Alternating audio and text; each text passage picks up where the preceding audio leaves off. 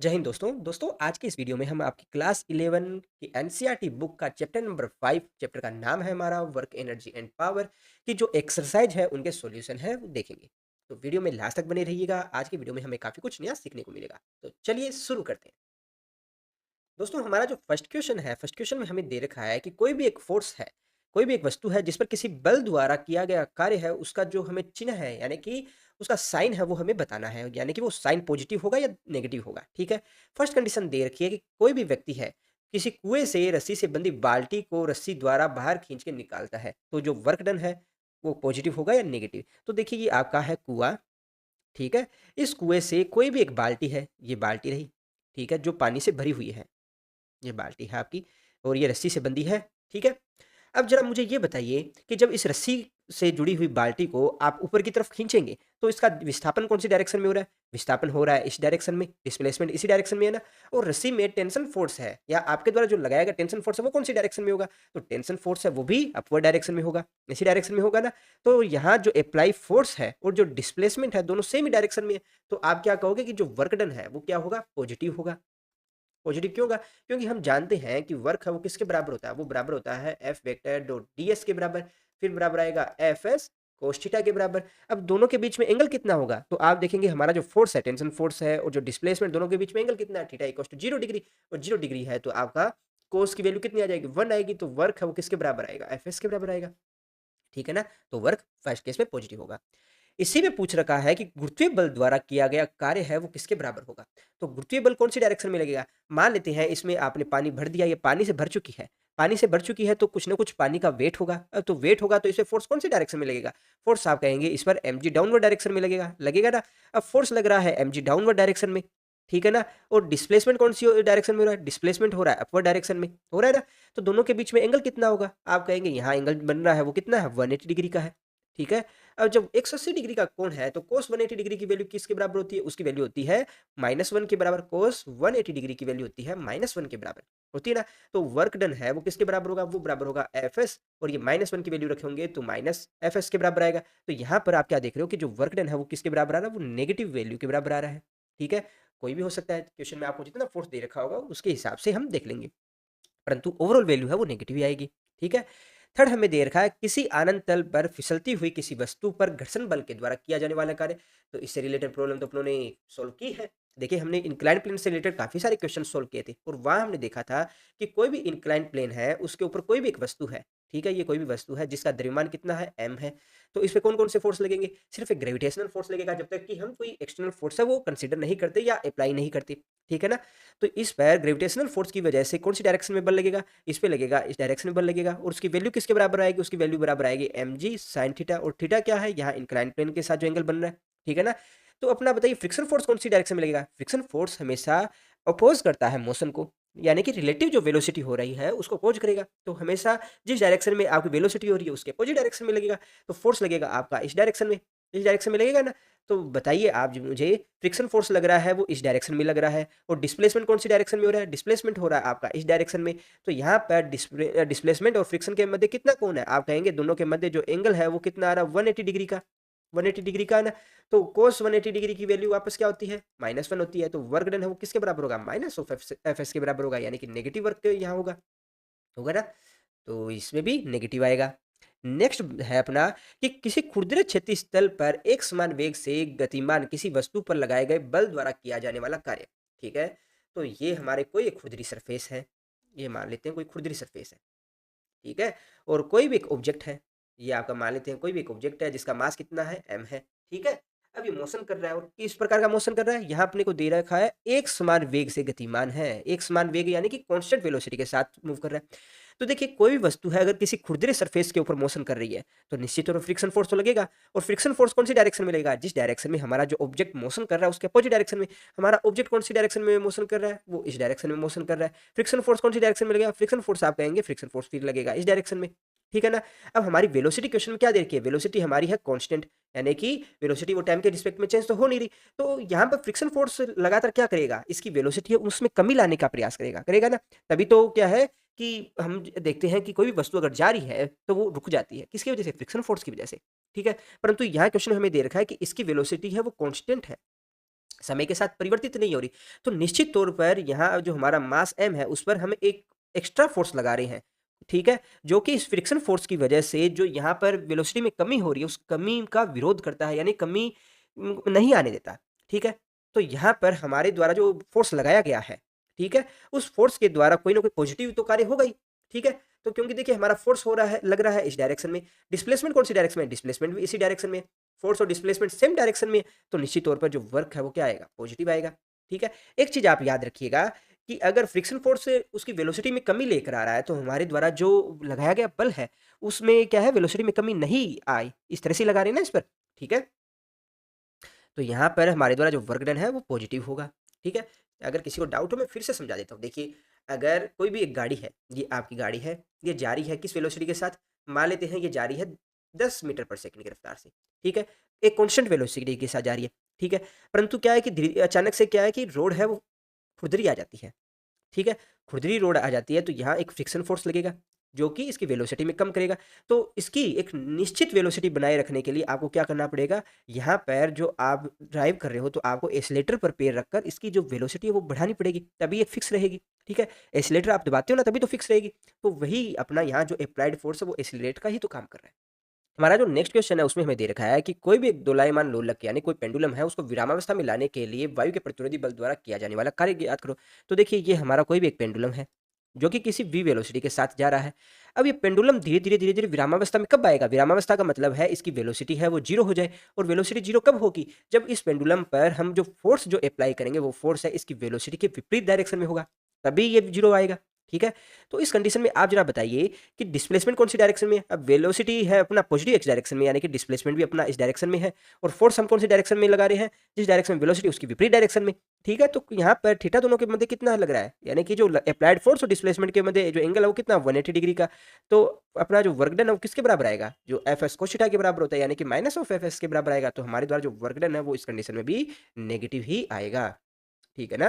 किसी को डाउट हो तो कमेंट बॉक्स में पूछेगा। नेक्स्ट क्वेश्चन पे चलते हैं। दोस्तों नेक्स्ट क्वेश्चन में हमें दे रखा है कि कोई भी एक 2 केजी द्रव्यमान की कोई वस्तु को आरंभ में विराम अवस्था में 7 न्यूटन के किसी क्षैतिज बल के प्रभाव में एक मेज पर गति करती है। मेज का जो फ्रिक्शन कोफिशिएंट दे रखा है वो 0.1 दे रखा है। तो निम्नलिखित का परिकलन कीजिए। ठीक है? यानी कि परिमाणों की व्याख्या करनी है। जो हमारे द्वारा जो लगाया गया बल है उसके द्वारा 10 सेकंड में वर्क डन है वो कैलकुलेट करना है। फ्रिक्शन फोर्स के द्वारा वर्क डन कैलकुलेट करना है। जो टोटल फोर्स है उसके द्वारा वर्क डन करना है और जो काइनेटिक एनर्जी में जो चेंज है वो हमें कैलकुलेट करनी है। किस तरह से कैलकुलेट करोगे इस क्वेश्चन में? देखिए, सबसे पहले तो ये हमारी मेज है, ठीक है? इस मेज के ऊपर कोई भी एक बॉक्स रखा है ये वाला, जिसका मास है अपने को 2 केजी दे रखा है, ठीक है? इसके ऊपर अपने 7 न्यूटन का एक बल लगाते हैं, ठीक है? 7 न्यूटन का एक बल लगाएँगे जिसकी वजह से हमारा जो ये ऑब्जेक्ट है ये मोशन में आ जाता है। हमारी जो ऑब्जेक्ट है उसकी स्टार्टिंग वेलोसिटी कितनी दे रखी है? 0 दे रखी है क्योंकि विरामावस्था में है, ठीक है? यहाँ पर ऑब्जेक्ट और फ्रिक्शन जो अपना ऑब्जेक्ट और जो सरफेस है उसके मध्य फ्रिक्शन फोर्स कितना लग रहा है? फ्रिक्शन फोर्स आप देखेंगे यहाँ पर कितना लग रहा है? न्यू इक्वल्स टू 0.1 लग रहा है, ठीक है? तो सबसे पहले देखते हैं कि हमारे द्वारा जो लगाया गया बल है उसके द्वारा 10 सेकंड में किया गया कार्य किसके बराबर होगा। तो देखिए कार्य कैलकुलेट करने के लिए हमें क्या पता होना चाहिए? हमें पता होना चाहिए जो अप्लाइड फोर्स और जो डिस्प्लेसमेंट, डिस्प्लेसमेंट तो आया नहीं अपने पास में, तो डिस्प्लेसमेंट कैलकुलेट करते हैं। ठीक है? तो सबसे पहले यहाँ कौन-कौन से फोर्स लग रहे हैं? यहाँ पर एक तो लग रहा है हमारे द्वारा जो लगाया गया बल, दूसरा यहाँ जो लग रहा है फ्रिक्शन फोर्स लग रहा है। फ्रिक्शन फोर्स लगेगा जिस डायरेक्शन में हमारा ऑब्जेक्ट मोशन करेगा उसके विपरीत डायरेक्शन में। और फ्रिक्शन फोर्स है उसकी वैल्यू किसके बराबर आएगी? फ्रिक्शन फोर्स है वो बराबर आएगा न्यू एन के बराबर। और एन किसके बराबर आएगा? देखिए एमजी लग रहा है डाउनवर्ड डायरेक्शन में, तो नॉर्मल फोर्स लगेगा अपवर्ड डायरेक्शन में। नॉर्मल फोर्स की वैल्यू किसके बराबर आएगी? वो बराबर आएगी अपना एमजी के बराबर। ठीक है ना?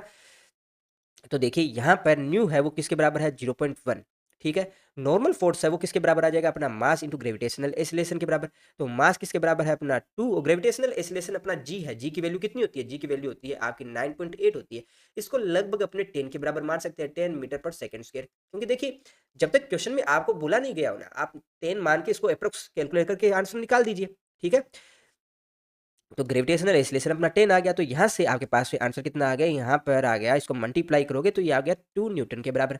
तो यहाँ पर एक चीज़ तो क्लियर हो गई अपनी कि हमारा जो ऑब्जेक्ट है, ऑब्जेक्ट पर कौन-कौन से फोर्स लग रहे हैं? हमारे ऑब्जेक्ट पे 2 फोर्स लग रहे हैं। कौन-कौन से? ये 2 केजी का हमारा ऑब्जेक्ट है। इसके ऊपर एक तो लग रहा है हमारे द्वारा जो लगाया गया बल 7 न्यूटन, ठीक है? और एक इस पे लग रहा है फ्रिक्शन फोर्स 2 न्यूटन का अपोजिट डायरेक्शन में, ठीक है?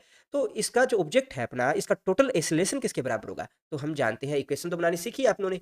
किसके बराबर होगा? एम ए इक्वल्स टू, अब इसका 7 न्यूटन माइनस 2 न्यूटन, ये किसके बराबर है? 5 न्यूटन के। तो एक्सीलरेशन किसके बराबर होगा? 5 बाई, अब मास किसका आएगा? 2 का है, तो 5/2 करेंगे तो अपने पास में आएगा 2.5 मीटर पर सेकंड स्क्वायर आ जाएगा।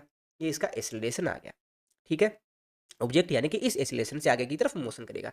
अब बताइए कि हमारा जो ऑब्जेक्ट है उसका डिस्प्लेसमेंट कितना होगा, क्योंकि 10 सेकंड में पूछ रखा है तो 10 सेकंड में डिस्प्लेसमेंट कितना आएगा। तो इसके लिए हम इक्वेशन ऑफ मोशन लिखते हैं s equal to u t plus half a T square. अब स्टार्टिंग में विरामावस्था में था तो स्टार्टिंग वेलोसिटी यू है वो तो जीरो है, तो ये वाली टर्म तो इसमें से निकाल ही दीजिए, निकाल दी। अब बचा क्या अपने पास, half a T square. Half a T square की वैल्यू पुट कीजिए जरा, क्या आ जाएगा। देखिए हाफ ए की वैल्यू कितनी है, ए की वैल्यू चाहिए अपना 2.5 लिख दीजिएगा, 5/2 रख दो, कुछ भी रख दो। और टी कितना है, टी अपने लिए पूछा 10 सेकंड के लिए पूछा, सभी क्वेश्चन में 10 सेकंड के लिए पूछा है, तो 10 सेकंड लिख देते हैं। 10 स्क्वायर करेंगे तो 10 इंटू 10 आ जाएगा। अब जो करता है उसको काट दीजिए, यहाँ से इसको काटेंगे 5 आएगा, यहाँ इसको काटेंगे तो 5 आएगा, इसको इन तीनों को आपस में मल्टीप्लाई करेंगे तो 125 मीटर आ गया, ठीक है। यानी कि हमारा जो ऑब्जेक्ट है उसने टोटल डिस्प्लेसमेंट 10 सेकंड में कितना लिया है, 10 सेकंड में टोटल डिस्प्लेसमेंट हमारे जो ऑब्जेक्ट है उसका आ गया, कितना आ गया, 125 मीटर आ गया, ठीक है। तो सबसे पहले क्वेश्चन में आपसे पूछा गया है कि हमारे द्वारा जो अप्लाइड फोर्स है उसके द्वारा जो वर्क डन है वो किसके बराबर होगा। तो देखिए हमारे द्वारा जो अप्लाइड फोर्स है उसकी डायरेक्शन कौन सी है, इस डायरेक्शन में। डिस्प्लेसमेंट कौन सा डायरेक्शन में, इस डायरेक्शन में। तो दोनों के मध्य एंगल कितना होगा, थीटा इक्वल्स टू 0 डिग्री होगा। तो वर्क किसके बराबर होगा, वर्क बराबर होगा एफ डॉट डी एस के बराबर, यानी कि कोस थीटा की वैल्यू 0 रखोगे तो वैल्यू आएगी 1। तो यहाँ पर अपने पास में फाइनली आ गया एफ एस के बराबर आ गया, फोर्स कितना है 7 न्यूटन आ गया और डिस्प्लेसमेंट है 125। इन दोनों को आपस में मल्टीप्लाई करोगे तो लगभग 875, ठीक है। ये किसके बराबर आ जाएगा, वर्क है, इसकी यूनिट क्या होती है, जूल होती है, ठीक है। तो ये अपना फर्स्ट का आंसर आ गया। सेकंड में अपने से पूछा गया है कि हमारे दो जो फ्रिक्शन फोर्स है उसके द्वारा वर्क डन है वो किसके बराबर होगा। तो फ्रिक्शन फोर्स के द्वारा जो वर्क डन है वो किसके बराबर होगा। देखिए फ्रिक्शन फोर्स कौन सी डायरेक्शन में लग रहा है, फ्रिक्शन फोर्स लग रहा है अपना इस डायरेक्शन में। डिस्प्लेसमेंट कौन सी डायरेक्शन, डिस्प्लेसमेंट है इस डायरेक्शन में। तो दोनों के मध्य एंगल कितना होगा, एंगल आप कहेंगे कि भाई 180 डिग्री का है। अब कोस 180 डिग्री किसके बराबर होगा, कोस 180 डिग्री बराबर होगा अपना -1 के। तो यहाँ पर फ्रिक्शन फोर्स कितना लग रहा है, 2 न्यूटन लग रहा है। डिस्प्लेसमेंट कितना है 125 है और कोस 180 डिग्री की वैल्यू कितनी है -1 है। तो यहाँ से फाइनली आप कितना बताओगे, यहाँ पर -250 के बराबर हो गया, ठीक है, जूल के बराबर आ गया। यहाँ तक किसी को डाउट नहीं होगा। थर्ड में आपसे क्या पूछा गया है, थर्ड पूछा गया है कि वस्तु पर कुल बल के द्वारा जो किया गया वर्क डन है वो कितना होगा। तो देखिए टोटल फोर्स कितना लग रहा है, टोटल फोर्स देखिए 7 न्यूटन तो लग रहा है आगे की तरफ, 2 न्यूटन लग रहा है पीछे की तरफ। टोटल फोर्स कितना लग रहा है, टोटल फोर्स लग रहा है सिर्फ 5 न्यूटन, 5 न्यूटन लग रहा है ना। तो 5 न्यूटन के द्वारा यानी कि जो टोटल फोर्स है उसके द्वारा जो वर्क डन है वो किसके बराबर होगा। तो एफ टोटल और डिस्प्लेसमेंट और दोनों के मध्य एंगल कितना होगा। तो टोटल फोर्स सिर्फ किस डायरेक्शन में लगेगा, टोटल फोर्स लगेगा अपना इस डायरेक्शन में और 5 न्यूटन का लगेगा। डिस्प्लेसमेंट कौन सा रहा, डिस्प्लेसमेंट भी हो रहा है इसी डायरेक्शन में। तो एंगल कितना आएगा, एंगल आएगा 0 डिग्री। तो कोस 0 की वैल्यू कितनी होती है, 1 होती है, ठीक है। तो वैल्यू पुट कीजिएगा 5, टोटल फोर्स कितना है 5, डिस्प्लेसमेंट कितना है 125। तो 125 को 5 से मल्टीप्लाई करोगे लगभग अपना आ गया 625, यही आएगा, ठीक है। यूनिट आ गया जूल और साथ में पॉजिटिव साइन के साथ आएगा, कोई दिक्कत नहीं है। अब लास्ट है अपने से पूछा गया वस्तु की गतिज ऊर्जा में परिवर्तन ज्ञात करो।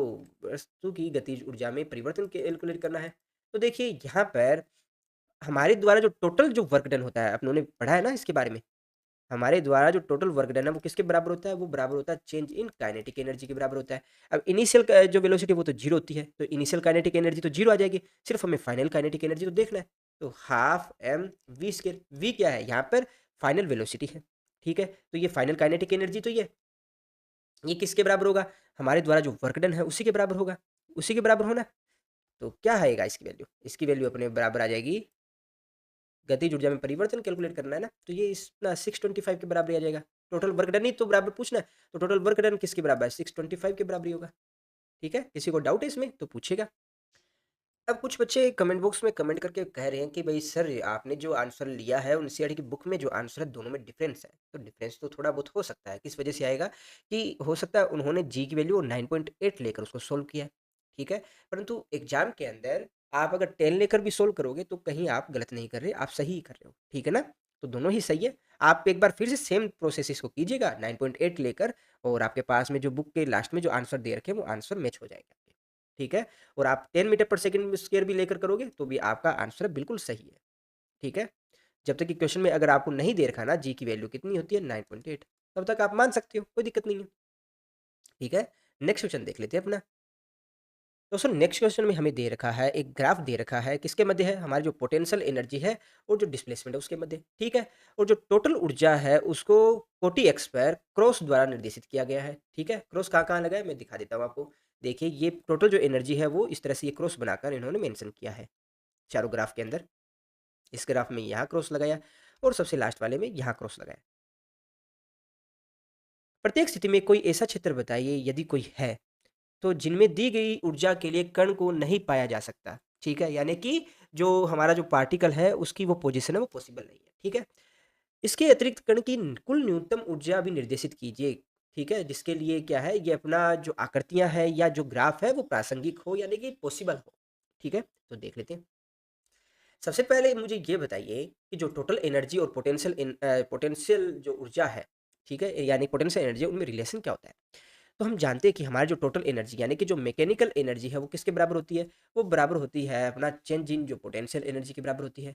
जो पोटेंशियल एनर्जी प्लस जो चेंज इन काइनेटिक एनर्जी के बराबर होता है। यही होता है ना, फॉर्मूला पढ़ा है अपनों ने, नहीं जानते तो आप अपनी जो लास्ट वीडियो उनको देखिएगा। तो यहाँ से मुझे ये बताइए कि जो काइनेटिक एनर्जी है वो किसके बराबर होगी। काइनेटिक एनर्जी हमेशा बराबर होती है mechanical energy minus of potential energy. ठीक है, अब जरा ये बताइए कि काइनेटिक एनर्जी उसका फॉर्मूला क्या होता है। काइनेटिक एनर्जी का सभी जानते हैं, फॉर्मूला बराबर होता है हाफ एम वी स्केयर।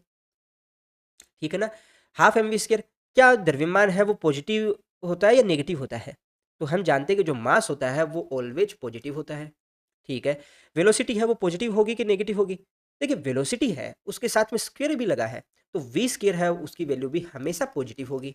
ये ऑलवेज दोनों ही पॉजिटिव आएंगी। तो हमारी जो काइनेटिक एनर्जी है वो हमेशा ही पॉजिटिव रहेगी। क्या रहेगी, ऑलवेज पॉजिटिव। जबकि हमारी जो पोटेंशियल एनर्जी है, पोटेंशियल एनर्जी यानी कि जो स्थितिज ऊर्जा है, वो क्या क्या हो सकती है, वो पॉजिटिव भी हो सकती है, वो नेगेटिव भी हो सकती है, और वो जीरो भी हो सकती है। काइनेटिक एनर्जी वो पॉजिटिव और नेगेटिव दो ही चीज, सॉरी, पॉजिटिव और जीरो दो ही चीजें हो सकती है। काइनेटिक एनर्जी कभी भी नेगेटिव नहीं हो सकती। ठीक है, तो यहाँ जो दिया गया ग्राफ है उसमें हम देखते हैं कि क्या काइनेटिक एनर्जी वो नेगेटिव तो कहीं नहीं आ रही। अगर जहाँ नेगेटिव आ रही है तो उस एरिया के लिए हमारा जो ग्राफ है वो पॉसिबल नहीं होगा। ठीक है, तो पहला ही ग्राफ देखिए। तो यहाँ पर फर्स्ट जो एरिया है अपना जो ए है, यानी कि जो एक्स की वैल्यू है वो ग्रेटर देन ए, यानी कि यहाँ से ए से ज़्यादा वाली जो एक्स की जितनी वैल्यू है उन सब के लिए जो पोटेंशियल एनर्जी है, पोटेंशियल एनर्जी की वैल्यू कितनी आ रही है, वी नोड। वी नोड की वैल्यू किससे ज़्यादा आ रही है, हमारी जो टोटल एनर्जी यानी कि जो मैकेनिकल एनर्जी है उससे ज़्यादा आ रही है, इसकी वैल्यू आ रही है ना। अब जो पोटेंशियल एनर्जी यहाँ पर देखिए, जो पोटेंशियल एनर्जी यानी कि जो वी नोड है, वी नोड है उसकी वैल्यू ज़्यादा है किससे, हमारी जो टोटल एनर्जी उससे। तो यहाँ पर इन दोनों की जो ओवरऑल वैल्यू किसके बराबर आएगी, वो नेगेटिव आएगी। आएगी ना, क्योंकि यहाँ पर अपना वी नोड है वो ज़्यादा है ई से। तो यहाँ दोस्तों एक्स ग्रेटर देन ए के लिए क्या रहेगा हमारा जो काइनेटिक एनर्जी क्या रहेगी, काइनेटिक एनर्जी हमारी आएगी नेगेटिव। काइनेटिक एनर्जी नेगेटिव आएगी, जो कि पॉसिबल है नहीं। काइनेटिक एनर्जी क्या होनी चाहिए, काइनेटिक एनर्जी हमेशा क्या होनी चाहिए, पॉजिटिव ही होनी चाहिए। यानी कि जो ये वाला जो एरिया है इसके लिए ये हमारा जो ग्राफ है वो तो पॉसिबल हो नहीं पाएगा। ठीक है, परंतु क्वेश्चन में हमसे पूछा गया है कि भाई ये ग्राफ पॉसिबल हो उसके लिए हमें क्या करना चाहिए। तो ग्राफ पॉसिबल करवाना है तो करवा सकते हैं भाई, बिल्कुल। हमारी जो काइनेटिक एनर्जी है वो क्या है, पॉजिटिव होनी चाहिए या जीरो होनी चाहिए। जीरो होने के लिए क्या शर्त है, जीरो होने के लिए एक ही शर्त है कि हमारी जो टोटल एनर्जी है ये जीरो कब आएगी, kinetic energy, kinetic energy zero एक ही कंडीशन में आएगी, जब हमारा जो टोटल एनर्जी है, टोटल एनर्जी है वो किसके बराबर हो जाए, हमारा वी नोट के बराबर हो जाए। ठीक है, यानी कि इस ग्राफ में देखिएगा कि हमारी जो टोटल एनर्जी है वो किसके बराबर हो जाए, यहाँ वी नोट के बराबर हो जाए। ठीक है, तो उस कंडीशन के अंदर इस लाइन के ऊपर हमारी जो काइनेटिक एनर्जी है वो जीरो हो जाएगी, परंतु ये ग्राफ तो सही हो जाएगा। ठीक है, तो कम से कम ये वाली कंडीशन फुलफिल होनी चाहिए। सेकंड वाला ग्राफ है वो देखते हैं दोस्तों। सेकंड ग्राफ है उसके अंदर भी हमारी जो टोटल एनर्जी है वो कहाँ है, यहाँ पर है। ठीक है, और हमारी जो पोटेंशियल एनर्जी वो कहाँ पर है, पोटेंशियल एनर्जी वी नोड है वो यहाँ पर है। ठीक है, तो इस केस में भी आप क्या कहोगे कि हमारी जो पोटेंशियल एनर्जी है वो ज़्यादा दे रखी है किससे, जो टोटल एनर्जी से ज़्यादा दे रखी है ना। ठीक है, क्योंकि पोटेंशियल एनर्जी यहाँ भी ज़्यादा है इस वाले ग्राफ के लिए, इस वाले ग्राफ के लिए भी हमारी जो पोटेंशियल एनर्जी है उसकी वैल्यू ज़्यादा है टोटल एनर्जी से। ठीक है, और हमने भी फॉर्मूला देखा कि काइनेटिक एनर्जी है वो किसके बराबर होना चाहिए, वो बराबर है हमारा टोटल एनर्जी माइनस हमारी पोटेंशियल एनर्जी की। ठीक है, तो यहाँ पर पोटेंशियल एनर्जी फिर से ज़्यादा है किससे, टोटल एनर्जी से। तो हमारी जो काइनेटिक एनर्जी वो क्या आएगी, काइनेटिक एनर्जी आएगी हमारा नेगेटिव आएगी, नेगेटिव आएगा। तो यहाँ पर ये वाला जो ग्राफ है वो भी हमारा पॉसिबल नहीं है। ठीक है, इसको पॉसिबल बनाना है तो क्या करना पड़ेगा, हमारा जो काइनेटिक एनर्जी है या तो पॉजिटिव आए या आए जीरो के बराबर। तो जीरो के बराबर रख के देखिए ना, काइनेटिक एनर्जी उसको जीरो के बराबर देखें करेंगे तो अपना जो ये वाली टर्म है वो जीरो के बराबर आएगी, ये वाली टर्म जीरो के बराबर आएगी। तो आप क्या कहोगे कि जो टोटल एनर्जी है वो कम से कम अपनी जो वी नोड यानी कि पोटेंशियल एनर्जी वी नोड के बराबर तो होनी चाहिए। उस कंडीशन के अंदर ये ग्राफ पॉसिबल हो जाएगा। ठीक है ना। थर्ड जो ग्राफ है उसके अंदर हमारी जो टोटल एनर्जी है वो कौन-कौन से एरिया के लिए तो कम है और कौन-कौन से एरिया के लिए ज़्यादा है। तो देखिए यहाँ पर ये वाला जो एरिया देखिए, ये एक लाइन ड्रॉ कर रहा हूँ मैं, दिख रही है आपको? तो इस लाइन के ऊपर के लिए तो अपनी जो पोटेंशियल एनर्जी है वो ज़्यादा है। किससे ज़्यादा है? अपना टोटल एनर्जी से। यहाँ वाले एरिया के लिए तो पोटेंशियल एनर्जी है वो ज़्यादा है टोटल एनर्जी से। इसके बाद ये वाला जो एरिया है, इस एरिया के लिए भी देखोगे आप, तो हमारी जो पोटेंशियल एनर्जी है वो ज़्यादा है किससे? जो टोटल एनर्जी से। ठीक है ना? तो इन दोनों एरिया के लिए हमारी जो काइनेटिक एनर्जी आएगी वो क्या आएगी? नेगेटिव आएगी। यहाँ भी नेगेटिव आएगी और यहाँ भी काइनेटिक एनर्जी है वो नेगेटिव आएगी। ठीक है ना? परंतु बचा हुआ ये एरिया है, ये वाला जो एरिया आप देख रहे हो, इस एरिया के लिए हमारी जो पोटेंशियल एनर्जी है वो किसके बराबर है? लेस देन है किससे? टोटल एनर्जी से। तो इस वाले एरिया के लिए हमारी जो काइनेटिक एनर्जी है वो क्या आएगी? काइनेटिक एनर्जी आएगी पॉजिटिव। काइनेटिक एनर्जी क्या आएगी? पॉजिटिव। तो ये वाला जो ग्राफ है वो पॉसिबल है, यानी कि जो रेंज ए और बी है, इस रेंज ए और बी के लिए हमारा जो, यानी कि जो पोटेंशियल सॉरी जो टोटल एनर्जी है वो इस रेंज के अंदर रहती है, उस रेंज के अंदर हमारा जो ग्राफ है वो पॉसिबल है। ठीक है? और इस रेंज के बाहर बाहर यानी कि जो ए है वो लेस देन हो, यहाँ ई नहीं आएगा, ये एक्स आएगा। ग्राफ सही बनाना पड़ेगा ना अपने को। देखिए एक्स की वैल्यू है वो ए और बी के बीच में हो, तो तब क्या है, हमारी जो पोटेंशियल एनर्जी है वो किससे कम है? अपनी टोटल एनर्जी से। ठीक है? तो हमारी काइनेटिक एनर्जी है वो क्या आएगी? पॉजिटिव आएगी। ठीक है? तो हमारा ये ग्राफ पॉसिबल है।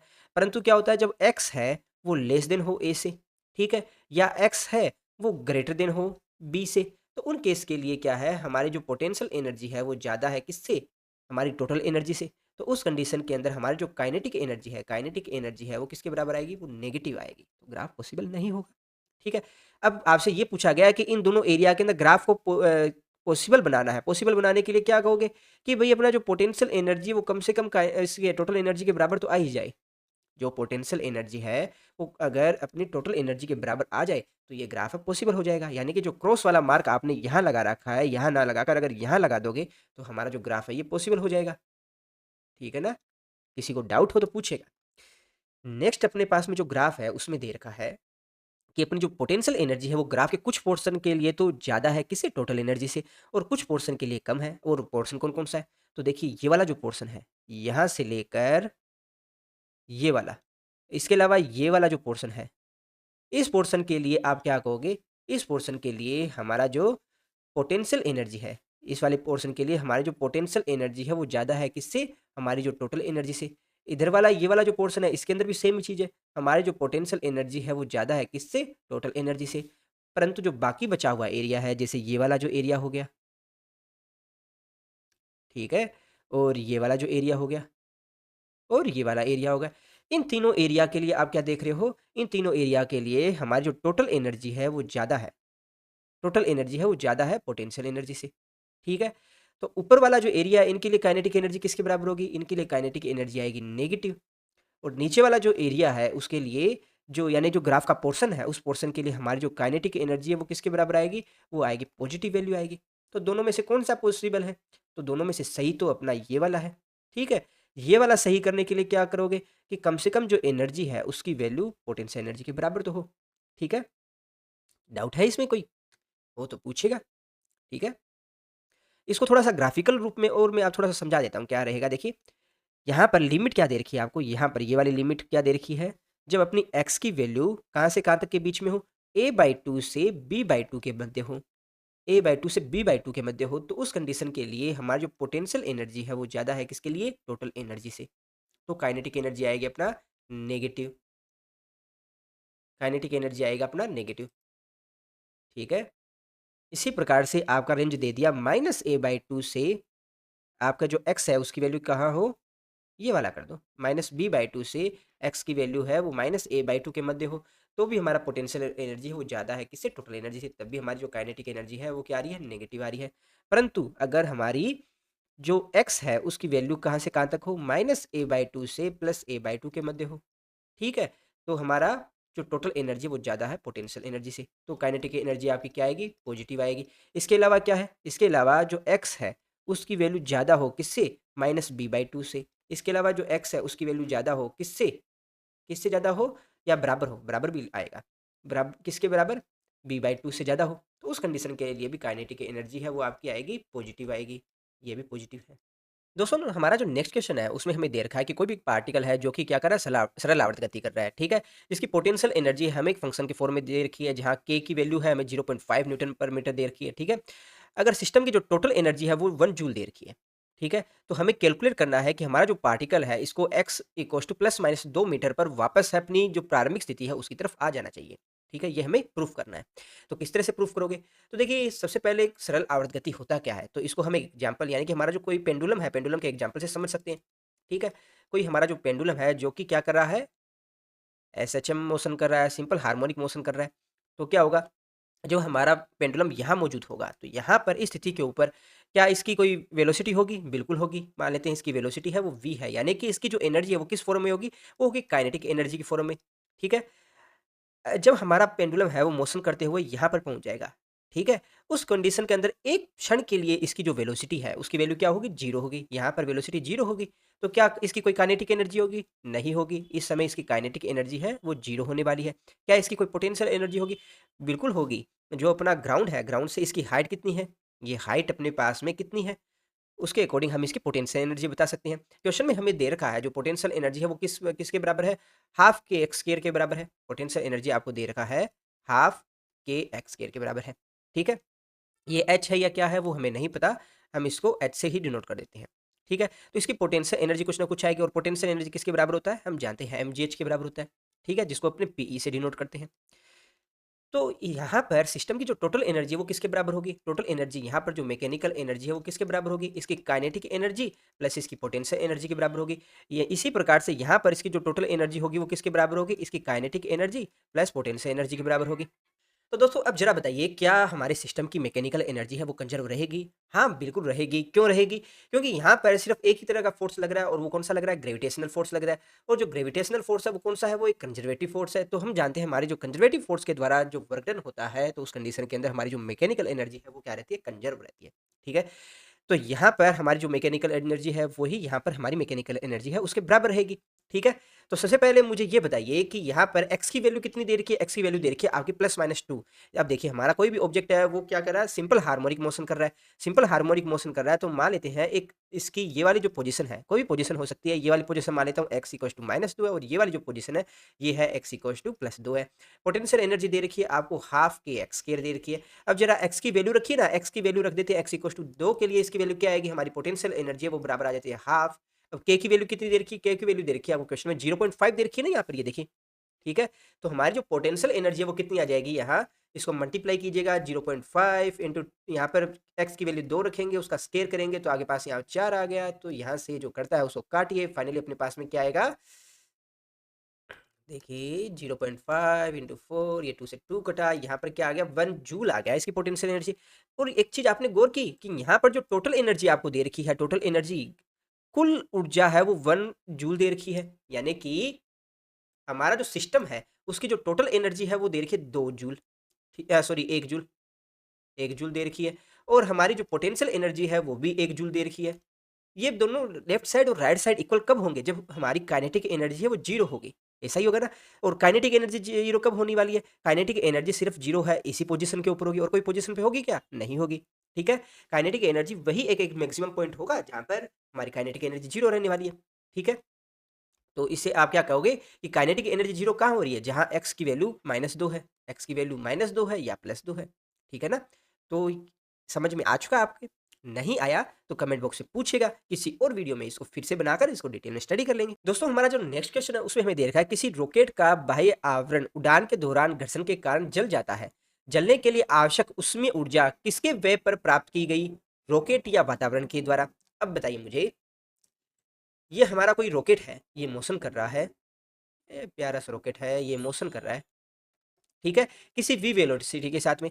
तो हमारा जब भी कोई ऑब्जेक्ट है वो मोशन करता है तो निश्चित तौर पे उसमें मैकेनिकल एनर्जी रहेगी और मैकेनिकल एनर्जी किस फॉर्म में होगी? उसकी potential energy plus kinetic energy के बराबर होगी, ठीक है ना? अब जरा क्वेश्चन में देखिए कि हमारी जो रॉकेट है उस पर घर्षण के कारण उसकी बाहर की जो बॉडी है वो जल जाती है।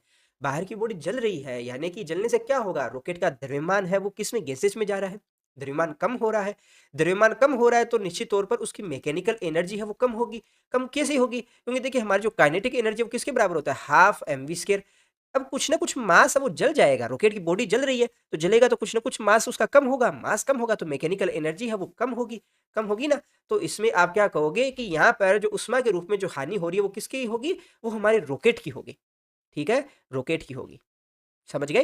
नेक्स्ट क्वेश्चन देखिएगा, धूमकेतु सूर्य के चारों ओर बहुत ही दीर्घवर्तीय कक्षाओं में घूमते हैं। ठीक है, साधारणतः धूमकेतु है वो सूर्य का गुरुत्वीय बल है धूमकेतु के लंबवत नहीं होता है, फिर भी धूमकेतु के संपूर्ण कक्षा में गुरुत्वीय बल द्वारा किया जाने वाला कार्य है वो शून्य होता है। बिल्कुल शून्य होता है। कैसे कहोगे कि भाई ये तो हमारा सूर्य है, सन है, ठीक है, और ये हमारा धूमकेतु है। अभी इसके चारों तरफ कोई भी तरह का रैंडम पाथ है वो फॉलो कर रहा है, परंतु एक पूरा चक्कर लगा रहा है, पहली बात तो। दूसरी बात, यहाँ पर हमारा जो सन है और जो सैटेलाइट है या धूमकेतु है, उन दोनों के मध्य जो फोर्स लग रहा है वो फोर्स किस तरह का है? तो आप कहेंगे भाई दोनों के मध्य जो फोर्स लग रहा है वो किस तरह का है? ग्रेविटेशनल फोर्स है। ग्रेविटेशनल फोर्स कौन सा है? कंजर्वेटिव फोर्स है। तो हम जानते हैं किसी भी कंजर्वेटिव फोर्स के द्वारा एक चक्कर पूरा तय करता है तो उसमें किया जाने वाला कार्य कितना होता है? वर्क होता है, जीरो होता है। जीरो होता है ना, तो जीरो वर्क है तो यही तो हमें कैलकुलेट करना है। ठीक है, किया जाने वाला कार्य जीरो होता है, तो आप इसमें लिखेंगे कि किसी भी कंजर्वेटिव फोर्स के द्वारा जो वर्क डन है वो जीरो होता है। हमने अपनी क्लासों के अंदर पढ़ा भी है कि किसी भी कंजर्वेटिव फोर्स के द्वारा है कोई भी पाथ आप फॉलो कीजिए, जैसे ए बिंदु से हमें जाना है बी बिंदु तक जाना है, तो चाहे आप फर्स्ट पाथ से जाइए या आप सेकंड पाथ से जाइए, ठीक है, या आप किसी थर्ड पाथ से जाइए, किसी भी पाथ को फॉलो करके जाइए, हमारे द्वारा सभी पाथ के लिए जो वर्क डन है वो इक्वल होगा।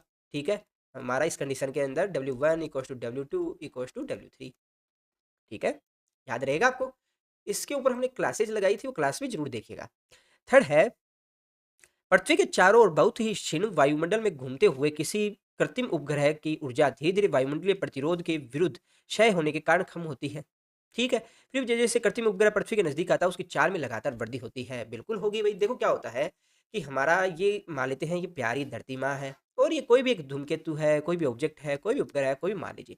स्टार्टिंग में वो कहा था, स्टार्टिंग में मान लेते हैं ये धरती से किसी एच ऊंचाई पर है, मान लेते हैं 10 किलोमीटर की ऊंचाई पर है। ठीक है, अब किसी समय ये मोशन करते करते हुए यहाँ पर आ गया।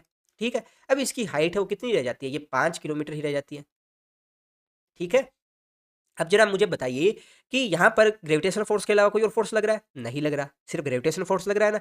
तो यानी कि हमारी मैकेनिकल एनर्जी कंजर्व रहेगी। जितनी मैकेनिकल एनर्जी हमारी यहाँ थी सिस्टम की, उतनी ही मैकेनिकल एनर्जी यहाँ रहने वाली है। ठीक है, पोटेंशियल एनर्जी कौन सी कंडीशन में ज़्यादा होगी? पोटेंशियल एनर्जी है वो यहाँ ज़्यादा होगी। क्यों? क्योंकि एच कितना है यहाँ? 10 किलोमीटर है। और यहाँ पर अपनी पोटेंशियल एनर्जी कितनी है? यहाँ पर हमारी जो पोटेंशियल एनर्जी है वो अपना होगा mg। अब हाइट कितनी है? 5 किलोमीटर, तो mg 5 होगा। ठीक है, अब हमारी मैकेनिकल एनर्जी वो किसके बराबर होता है? मैकेनिकल एनर्जी बराबर होता है potential energy plus kinetic energy के बराबर। ठीक है, मैकेनिकल एनर्जी तो कंजर्व रहेगी जितनी यहाँ पर है, और जो सेकंड पोजीशन के ऊपर दोनों की इक्वल रहेगी, यानी mechanical energy initial equals to mechanical energy final के बराबर होगी। होगी ना। तो जब देखिए पोटेंशियल एनर्जी है वो आपकी कम हो रही है, यहाँ पर mg 10 थी, यहाँ हो रही है mg 5, तो निश्चित तौर पर क्या बढ़ेगा? देखिए यहाँ पर, अगर यहाँ पर इस कंडीशन के ऊपर जो हमारी मैकेनिकल एनर्जी है वो किसके बराबर है? ये बराबर है 5 mgh की। ठीक है, प्लस काइनेटिक एनर्जी के बराबर। और ऊपर हमारी जो मैकेनिकल एनर्जी वो किसके बराबर है? मैकेनिकल एनर्जी ऊपर है अपनी 10 mg है। ठीक है, तो यहाँ पर पोटेंशियल एनर्जी है वो तो कम हो रही है, तो क्या ज़्यादा होगा? हमारी काइनेटिक एनर्जी ज़्यादा होगी। अब काइनेटिक एनर्जी किससे मिलकर बनी होती है? काइनेटिक एनर्जी बराबर होती है हाफ एम वी स्क्वायर। अब द्रव्यमान तो समय के साथ बदलेगा नहीं, नहीं बदलेगा ना, तो क्या बदलेगी? वेलोसिटी बदलेगी, यानी कि समय के साथ उसका जो वेग है वो बढ़ेगा। ठीक है ना, कोई दिक्कत नहीं है। तो बिल्कुल सही कह रखा है यहाँ पे कि चाल में लगातार वृद्धि होती है। ठीक है ना।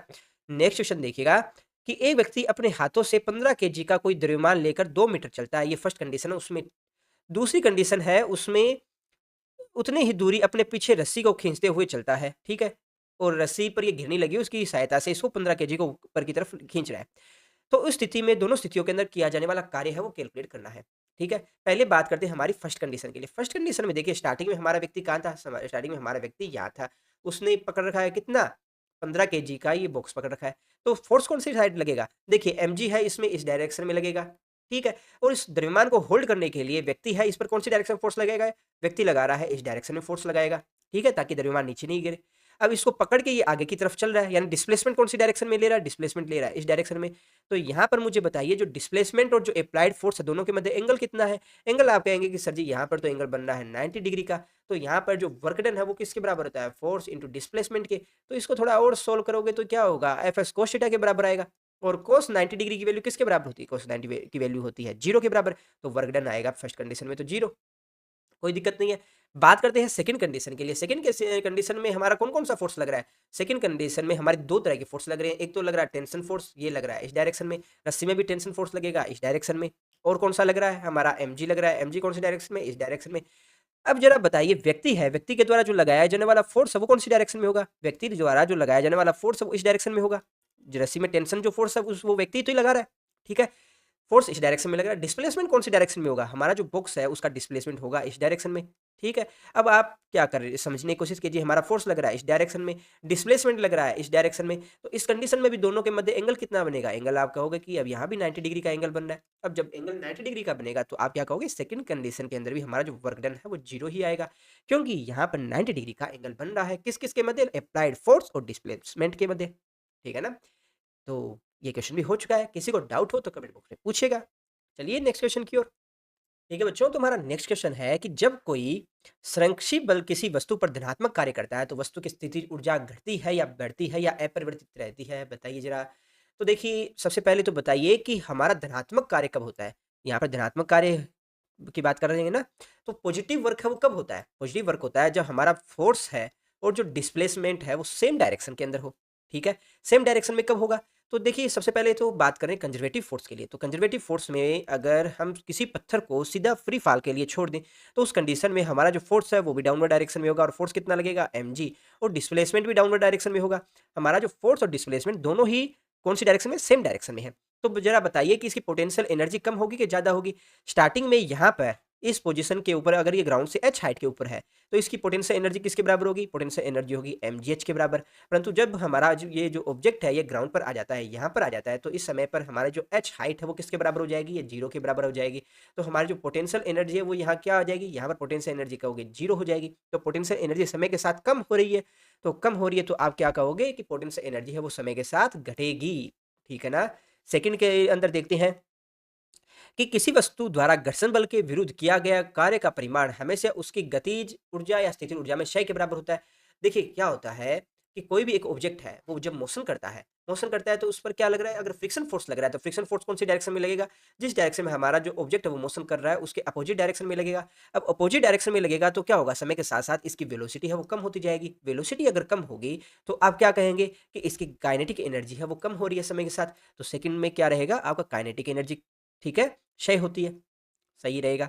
थर्ड में देखिए कि किसी बहुकण निकाय में कुल संवेग में परिवर्तन की दर निकाय के बाह्य बल या आंतरिक बलों के जोड़ के अनुक्रमानुपात होता है। तो ये तो अपनों ने देखा था कि किसी भी ऑब्जेक्ट के ऊपर जब हम टोटल फोर्स लगाते हैं तो हमारे द्वारा जो लगाया गया फोर्स है वो किसके बराबर होता है? फोर्स बराबर होता है चेंज इन मोमेंटम के बराबर होता है, डीपी बाई डी के बराबर होता है। और ये फोर्स कौन सा था? हमारा एक्सटर्नल फोर्स होता है, ठीक है? तो आप क्या कहेंगे? बाह्य बल, ठीक है, उसके बराबर होगा। लास्ट देखिए, किसी दो पिंडों के अप्रत्यास्थ संगत में यानी कि टक्कर में वे राशियां जो टक्कर के बाद कभी नहीं बदलती। पहली क्या है? उसकी गतिज ऊर्जा है, फिर है उसके बाद कुल रेखीय संवेग है, थर्ड है उसकी कुल ऊर्जा है। तो देखिए, इसमें ये वाला ऑप्शन है वो तो देखते ही आप क्लिक कर दोगे। कुल ऊर्जा है वो तो कभी भी चेंज नहीं होगी, चाहे टक्कर है वो आपकी कैसी हो? प्रत्यास्थ टक्कर हो, ठीक है, या आपकी जो टक्कर है वो अप्रत्यास्थ हो, ठीक है। दोनों ही कंडीशन के अंदर हमारा जो निकाय है, सिस्टम है, उसकी टोटल जो एनर्जी है वो कंजर्व रहती है। दूसरा बचा हमारे पास उसकी काइनेटिक एनर्जी कंजर्व रहेगी या नहीं रहेगी, और दूसरा उसका मोमेंटम है वो कंजर्व रहेगा नहीं रहेगा। तो अप्रत्यास्थ टक्कर के अंदर उसका जो टोटल जो मोमेंटम है यानी कि जो कुल रेखीय संवेग है वो संरक्षित रहता है, ठीक है। तो ये दो ऑप्शन आपके सही आ जाएंगे, ठीक है। फिर भी किसी बच्चे को कोई डाउट हो तो कमेंट बॉक्स में पूछेगा। तो हमारा जो नेक्स्ट क्वेश्चन है इसमें हमें कुछ स्टेटमेंट दे रखे हैं, हमें देखना है कि क्या वो स्टेटमेंट ट्रू है या फॉल्स है। पहला स्टेटमेंट है कि किन्हीं दो पिंडों की प्रत्यास्थ यानी कि इलास्टिक कोलिजन हो रही है तो प्रत्येक पिंड का संवेग व ऊर्जा संरक्षित रहती है। तो देखिए, हमारा जब भी कोई दो ऑब्जेक्ट है, मान लेते हैं इनकी स्टार्टिंग जो वेलोसिटी है वो कितनी है? u1 एंड u2, ठीक है, u1 and u2। After collision क्या हो जाती है? आफ्टर कोलिजन मान लेते हैं इनकी जो वेलोसिटियां हैं वो है अपनी v1 और v2, ठीक है। जब हम एक सिस्टम की बात करते हैं यानी कि हमारा जो मास m1 और m2 इन दोनों से मिलकर जो एक सिस्टम बन रहा है उस सिस्टम की बात करते हैं, तो इलास्टिक कोलिजन की कंडीशन के अंदर हमारा जो सिस्टम है उसकी जो मोमेंटम है यानी कि संवेग और एनर्जी है दोनों ही कंजर्व रहती है। रहती है ना। ऐसा हम क्यों कह रहे हैं? क्योंकि हमने स्टडी किया है कि देखिए यहाँ पर दो ऑब्जेक्ट आपस में जब कोलिजन करते हैं तो किसी भी तरह का कोई एक्सटर्नल फोर्स है वो तो लगेगा नहीं। जब एक्सटर्नल फोर्स नहीं लगता तो उस कंडीशन के अंदर हम क्या कहेंगे कि जो change in momentum with respect to time है वो कितना हो जाएगा? जीरो हो जाएगा। तो आप क्या कहेंगे, चाहे किसी भी तरह की कोलिजन क्यों ना हो, हमारा जो मोमेंटम है वो हमेशा कंजर्व रहेगा। ठीक है। जब इलास्टिक कोलिजन होगी तो हमारी एनर्जी भी कंजर्व रहेगी। परंतु हमें यहाँ क्वेश्चन में कहा गया है कि प्रत्येक पिंड का संवेग व ऊर्जा संरक्षित रहती है या नहीं रहती, इसके बारे में।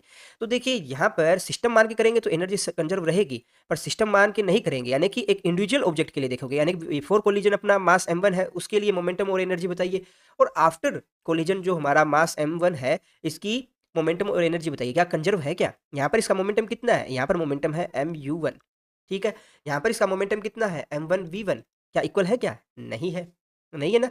यहाँ पर स्टार्टिंग में इसकी काइनेटिक एनर्जी क्या है? आप कहेंगे काइनेटिक एनर्जी है वो अपनी half m1v1 square, sorry u1 square, और यहाँ पर इसकी काइनेटिक एनर्जी क्या है? ये बराबर है हाफ m2u2 स्क्वायर। ठीक है। तो इंडिविजुअल ऑब्जेक्ट के लिए कभी भी इक्वल नहीं होगा, जबकि एक सिस्टम मान के करेंगे यहाँ पर तो यहाँ पर कंजर्व रहेगा। तो अपना ये फर्स्ट स्टेटमेंट है ये तो हो गया फॉल्स। नेक्स्ट स्टेटमेंट देखते हैं कि किसी पिंड पर चाहे कोई आंतरिक एवं बाह्य बल क्यों न लग रहा हो, निकाय की कुल ऊर्जा सर्वदा संरक्षित रहती है। तो इसको भी समझा देता हूं। देखिए, जब हमारे सिस्टम पर कोलिजन होती है, कोलिजन होती है आपस में, तो उस कंडीशन के अंदर एक्सटर्नल फोर्स है वो तो हमेशा क्या रहता है? जीरो रहता है। ठीक है। तो उस कंडीशन के अंदर आप क्या कहेंगे कि हमारा जो मोमेंटम है या संवेग है वो तो हमेशा कंजर्व रहेगा, संरक्षित रहेगा, संरक्षित रहेगा ना। परंतु एनर्जी है, एनर्जी की बात करें, अगर आपकी इलास्टिक कोलिजन है, इलास्टिक का मतलब क्या? प्रत्यास्थ टक्कर है। प्रत्यास्थ टक्कर की कंडीशन के अंदर हमारी एनर्जी वो कंजर्व रहती है। परंतु अगर हम इन इलास्टिक की बात करें तो उस कंडीशन के अंदर हमारी जो एनर्जी है वो कंजर्व नहीं रहेगी। ठीक है ना। परंतु यहाँ क्वेश्चन में आपको क्या दे रखा है कि आंतरिक एवं बाह्य बल लग रहा हो, बाह्य बल लग रहा हो, तो उस कंडीशन के अंदर क्या हमारी एनर्जी कंजर्व रहेगी? देखिए, जब भी किसी ऑब्जेक्ट के ऊपर जब कोलिजन हो रही है उस समय अगर उस पर एक्सटर्नल फोर्स भी लग रहा है, एक्सटर्नल भी लग रहा है, तो उसकी एनर्जी कभी भी कंजर्व नहीं रहेगी। क्यों? क्योंकि बल लगाने से पहले हो सकता है सिस्टम की एनर्जी अलग हो, और बल लगाने के बाद सिस्टम की एनर्जी अलग रहेगी। ठीक है ना। तो जब भी एक्सटर्नल फोर्स लगेगा, जब भी बाह्य बल लगेगा, तो हमारे जो निकाय है उसकी एनर्जी है वो कभी भी कंजर्व नहीं रहेगी। ठीक है। तो ये वाला स्टेटमेंट है वो भी फॉल्स रहेगा। दोस्तों नेक्स्ट स्टेटमेंट है जिसमें हमें दे रखा है कि प्रकृति में प्रत्येक बल के लिए किसी बंद लूप में किसी पिंड की गति में किया गया कार्य शून्य होता है। तो देखिए, हमने दो तरह के फोर्स है वो स्टडी किए हैं। कौन कौन से दो फोर्स स्टडी किए? एक तो हमने पढ़ा है कंजर्वेटिव फोर्स के लिए, एक पढ़ा है नॉन कंजर्वेटिव फोर्स, यानी कि संरक्षी और असंरक्षी बल। संरक्षी बल के अंदर क्या होता है कि हमारा कोई भी ऑब्जेक्ट है, ठीक है, उसके चारों ओर का एक ऐसा क्षेत्र जिसमें कोई भी ऑब्जेक्ट है वो एक क्लोज पाथ बनाते हुए मोशन कर रहा है, तो उसके द्वारा जो वर्क डन है वो जीरो होता है। ठीक है। ये किस कंडीशन में है? जब हमारा जो फोर्स है वो कौन सा है? संरक्षी बल है। तो क्या असंरक्षी बल के लिए भी ये लागू होगा? नहीं होगा। ठीक है। तो हमारे यहाँ क्वेश्चन में क्या दे रखा है? हमारे यहाँ दे रखा है कि सभी बलों के द्वारा, तो ये यहाँ इन्होंने गलत लिखा है। ठीक है। सिर्फ किसके लिए होगा? कंजर्वेटिव फोर्स के लिए होगा, यानी संरक्षी बल के लिए होगा। तो ये वाला स्टेटमेंट भी फॉल्स हो जाएगा अपना। नेक्स्ट देखते हैं कि किसी अप्रत्याशित संकट में किसी निकाय की अंतिम गतिज ऊर्जा आरंभिक गतिज ऊर्जा से हमेशा कम होती है। बिल्कुल सही कहा। कैसे होती है? देखिए, हमने पढ़ा है, अगर आपने वीडियो नहीं देखी तो जरूर देखिएगा। हमने पढ़ा है कि कोलिजन है वो चार प्रकार की हमने स्टडी की थी। कौन सी? इलास्टिक थी। ठीक है। इसके बाद में इन इलास्टिक पढ़ी थी। फिर हमने पढ़ा था परफेक्ट इलास्टिक। ठीक है। इसके बाद में हमने पढ़ाया था सुपर इलास्टिक। तो वहाँ हमने क्या देखा था? हमने देखा था कि जब इलास्टिक कोलिजन होता है उस कंडीशन के अंदर जो काइनेटिक एनर्जी हमारी इनिशियल होती है वो किसके बराबर होती है? काइनेटिक एनर्जी हमारा फाइनल के बराबर होती है। फिर हमने इन इलास्टिक और परफेक्ट इन इलास्टिक की कंडीशन में हमने देखा था कि हमारा जो काइनेटिक एनर्जी इनिशियल है वो ज़्यादा होती है किससे? काइनेटिक एनर्जी फाइनल से। ठीक है। और सुपर इलास्टिक कंडीशन में क्या होता है कि हमारा जो काइनेटिक एनर्जी इनिशियल है वो लेस देन होती है काइनेटिक एनर्जी फाइनल से। तो यहाँ पर हमसे पूछा गया है किसके लिए? यहाँ पर पूछा गया है हमारे लिए अप्रत्याशित संकट के लिए। तो यहाँ पर बिल्कुल सही कहा कि काइनेटिक एनर्जी जो प्रारंभिक है वो ज़्यादा होगी फाइनल से। ठीक है, यानी अंतिम से। तो ये बिल्कुल ट्रू है। दोस्तों, हमारा जो नेक्स्ट क्वेश्चन है उसमें हमें कुछ स्टेटमेंट दे रखे हैं जिनको हमें एक्सप्लेन करना है। तो सबसे पहले हम इलास्टिक और इन इलास्टिक कोलिजन है उसको थोड़ा-सा और समझ लेते हैं, फिर उसके बाद इनको एक्सप्लेन करेंगे। देखिए, सबसे पहले हमने पढ़ा है इलास्टिक कोलिजन के लिए। इलास्टिक कोलिजन में क्या होता है? मान लेते हैं कोई भी 2 ऑब्जेक्ट है जिनके मास है m और एम। जो हमारा फर्स्ट जो ऑब्जेक्ट है उसकी स्टार्टिंग वेलोसिटी हमें क्या दे रखी है, यू दे रखी है, जो कि हमारा जो सेकंड जो ऑब्जेक्ट है उसकी स्टार्टिंग वेलोसिटी क्या है, जीरो है, यानी कि वो स्थिर अवस्था में है। तो देखिए कोलिजन होने के लिए क्या कंडीशन होगी, हमारे दोनों ऑब्जेक्ट है वो एक दूसरे के कॉन्टेक्ट में आएंगे तो उस समय उनकी म्यूचुअल वेलोसिटी है वो कुछ भी है, जैसे वी है, ठीक है ना। आफ्टर कोलिजन क्या होगा, आफ्टर कोलिजन हमने देखा है कि जो फर्स्ट ऑब्जेक्ट है उसकी वेलोसिटी तो हो जाती है जीरो, एंड सेकंड है ऑब्जेक्ट उसकी वेलोसिटी हो जाती है यू। ऐसा क्यों हो जाता है, इसके लिए आपको हमारी जो लास्ट वीडियो है वो देखनी चाहिए, ठीक है। वहाँ हमने डिटेल में स्टडी किया है कि अगर दो ऑब्जेक्ट है, अगर उनके मास इक्वल होते हैं तो किस तरह से उनकी वेलोसिटी है वो ट्रांसफर होती है, ठीक है ना। अगर हम इन्हीं इलास्टिक की कंडीशन में देखें तो हमारा जो फर्स्ट ऑब्जेक्ट है उसकी वेलोसिटी है यू, हमारा जो सेकंड ऑब्जेक्ट है उसकी वेलोसिटी है जीरो, यानी कि स्थिर अवस्था में है। आफ्टर कोलिजन क्या होगा या ड्यूरिंग कोलिजन क्या होगा, वो एक दूसरे के कॉन्टेक्ट में आएंगे और एक दूसरे से चिपक जाएंगे, स्टिक हो जाएंगे। तो उस कंडीशन में उनकी जो म्यूचुअल वेलोसिटी होगी वो नहीं है वी, ठीक है ना। तो अब जरा मुझे ये बताइए कि हमारा जो ऑब्जेक्ट है इनकी काइनेटिक एनर्जी और पोटेंशियल एनर्जी है वो क्या होगा। तो देखिए हम जानते हैं कि सिस्टम पर किसी भी तरह का एक्सटर्नल फोर्स है वो तो लग नहीं रहा, तो चाहे अपना इलास्टिक कोलिजन हो या नॉन इलास्टिक कोलिजन हो, दोनों ही कंडीशन के लिए हमारा जो सिस्टम है उसका मोमेंटम है वो हमेशा कंजर्व रहता है, यानी कि before collision, during collision and after collision, तीनों ही कंडीशन के अंदर हमारा जो संवेग है वो संरक्षित रहेगा, यानी कि P1 इक्वल्स टू होगा P2 एंड अपना P3, तीनों बराबर होंगे। अब जरा मुझे बताइए बिफोर कोलिजन है वो मोमेंटम क्या है, आप कहेंगे mu के बराबर है, mu ये ना, क्योंकि इस ऑब्जेक्ट का तो मोमेंटम वो जीरो है। ड्यूरिंग कोलिजन है वो क्या होगा, ड्यूरिंग कोलिजन अपना m+m यानी कि 2m हो गया मास, और वेलोसिटी क्या है 2mv है। आफ्टर कोलिजन मोमेंटम क्या होगा, ये अपना mv होगा। सेम ही हमारी इन इलास्टिक के लिए होगा, होगा ना। तो मोमेंटम तो चाहे इलास्टिक हो, नॉन इलास्टिक हो, before collision, after collision, during collision, तीनों ही कंडीशन के अंदर इक्वल रहेगा, यानी कंजर्व रहेगा। अब बात करते हैं काइनेटिक एनर्जी के लिए, काइनेटिक एनर्जी है वो क्या रहेगी। तो दोस्तों काइनेटिक एनर्जी के लिए तो हमने पढ़ा है, क्या पढ़ा है कि जब हमारी कोलिजन है वो इलास्टिक कोलिजन होती है, इलास्टिक कोलिजन होती है, उस कंडीशन के अंदर बिफोर कोलिजन जो काइनेटिक एनर्जी आती है वो बराबर होती है किसके, आफ्टर कोलिजन जो हमारी काइनेटिक एनर्जी है उसके बराबर होती है। किस कंडीशन में, इलास्टिक कोलिजन की कंडीशन में। परंतु हमारा जो इन इलास्टिक कोलिजन है उस कंडीशन के अंदर काइनेटिक एनर्जी है before collision and after collision कभी भी बराबर नहीं होती। परंतु क्वेश्चन में आपसे पूछा जा सकता है कि भाई हमारी इलास्टिक कोलिजन है उसके लिए हमारा जो before collision, after collision and during collision क्या बराबर होगी कि नहीं होगी, यानी कि काइनेटिक एनर्जी ड्यूरिंग कोलिजन है वो क्या रहेगी, क्या तीनों आपस में बराबर होगा। बस इसी चीज को और समझ लेते हैं। तो देखिए हम इन इलास्टिक के लिए तो डायरेक्टली बोल सकते हैं कि इन इलास्टिक कोलिजन की कंडीशन में तो हमारी काइनेटिक एनर्जी वो बराबर होगी नहीं, हमें सिर्फ इलास्टिक के लिए और चेक करना है। तो इलास्टिक कोलिजन के अंदर क्या होगा, इलास्टिक कोलिजन के अंदर ड्यूरिंग कोलिजन क्या होता है, हमारा जो फर्स्ट ऑब्जेक्ट है यानी कि फर्स्ट मास है, ये सेकंड मास के ऊपर एक फोर्स लगाएगा, लगाएगा ना। इसी प्रकार से हमारा जो सेकंड मास है वो फर्स्ट मास के ऊपर एक फोर्स लगाएगा। तो देखिए बिफोर कोलिजन है, सिर्फ काइनेटिक एनर्जी किसके पास है, हमारा फर्स्ट जो ऑब्जेक्ट है उसके पास में, और काइनेटिक एनर्जी किसके बराबर है, हाफ mu स्क्वायर के बराबर है। सेकंड जो ऑब्जेक्ट है उसकी काइनेटिक एनर्जी कितनी है, जीरो है। आफ्टर कोलिजन आप क्या देख रहे हो, हमारा जो फर्स्ट ऑब्जेक्ट है उसकी काइनेटिक एनर्जी तो होती है जीरो, परंतु सेकंड जो ऑब्जेक्ट है उसकी काइनेटिक एनर्जी कितनी आ जाती है हमारी, यहाँ पर आप देख रहे हो हाफ mu स्क्वायर, है ना। तो यानी कि ड्यूरिंग कोलिजन जब दोनों मास है एक दूसरे के कांटेक्ट में है, उस माइक्रो सेकंड के टाइम पीरियड के अंदर क्या होगा कि हमारा जो फर्स्ट ऑब्जेक्ट है ये अपनी जो वेलोसिटी है वो ट्रांसफर कर रहा है किसको, जो सेकंड मास है उसको। यानी कि उस माइक्रो सेकंड के अंदर हमारा जो फर्स्ट ऑब्जेक्ट है उसकी काइनेटिक एनर्जी यानी कि वेलोसिटी है वो तो कम हो रही है, जबकि हमारा जो सेकंड जो ऑब्जेक्ट है उसकी वेलोसिटी है वो बढ़ रही है, बढ़ रही है ना। तो क्या वेलोसिटी है वो सीधी डायरेक्ट ट्रांसफर हो जाएगी, नहीं होती। क्या होती है कि जब दो ऑब्जेक्ट है वो एक दूसरे के कांटेक्ट में आते हैं तो फर्स्ट ऑब्जेक्ट है वो अपनी एनर्जी सेकंड में ट्रांसफर करने के लिए क्या करेगा, अपनी जगह पर हल्का सा वाइब्रेट करेगा, इस तरह से वाइब्रेट करेगा, और वाइब्रेशन की फॉर्म के अंदर ये एनर्जी है वो ट्रांसफर करेगा किसमें, सेकंड में। तो उस माइक्रो सेकंड के पल के अंदर उसकी कुछ एनर्जी है वाइब्रेशन की फॉर्म में होगी, यानी कि जो फर्स्ट ऑब्जेक्ट है उसकी पोटेंशियल एनर्जी की फॉर्म में होगी, और वो पोटेंशियल एनर्जी बाद में किसमें, सेकंड में ट्रांसफर हो जाएगा। तो आप क्या कहोगे, ड्यूरिंग कोलिजन है वो हमारी काइनेटिक एनर्जी है वो कंजर्व नहीं रहेगी। समझ गए ना। तो यहां से एक बड़ा ही इंपॉर्टेंट रिजल्ट और सीखते हैं, अपने क्या सीखते हैं, हम सीखते हैं कि कोई भी इलास्टिक कोलिजन हो रही है, इलास्टिक कोलिजन हो रही है तो उसके लिए काइनेटिक एनर्जी इनिशियल बराबर होती है काइनेटिक एनर्जी फाइनल, ठीक है।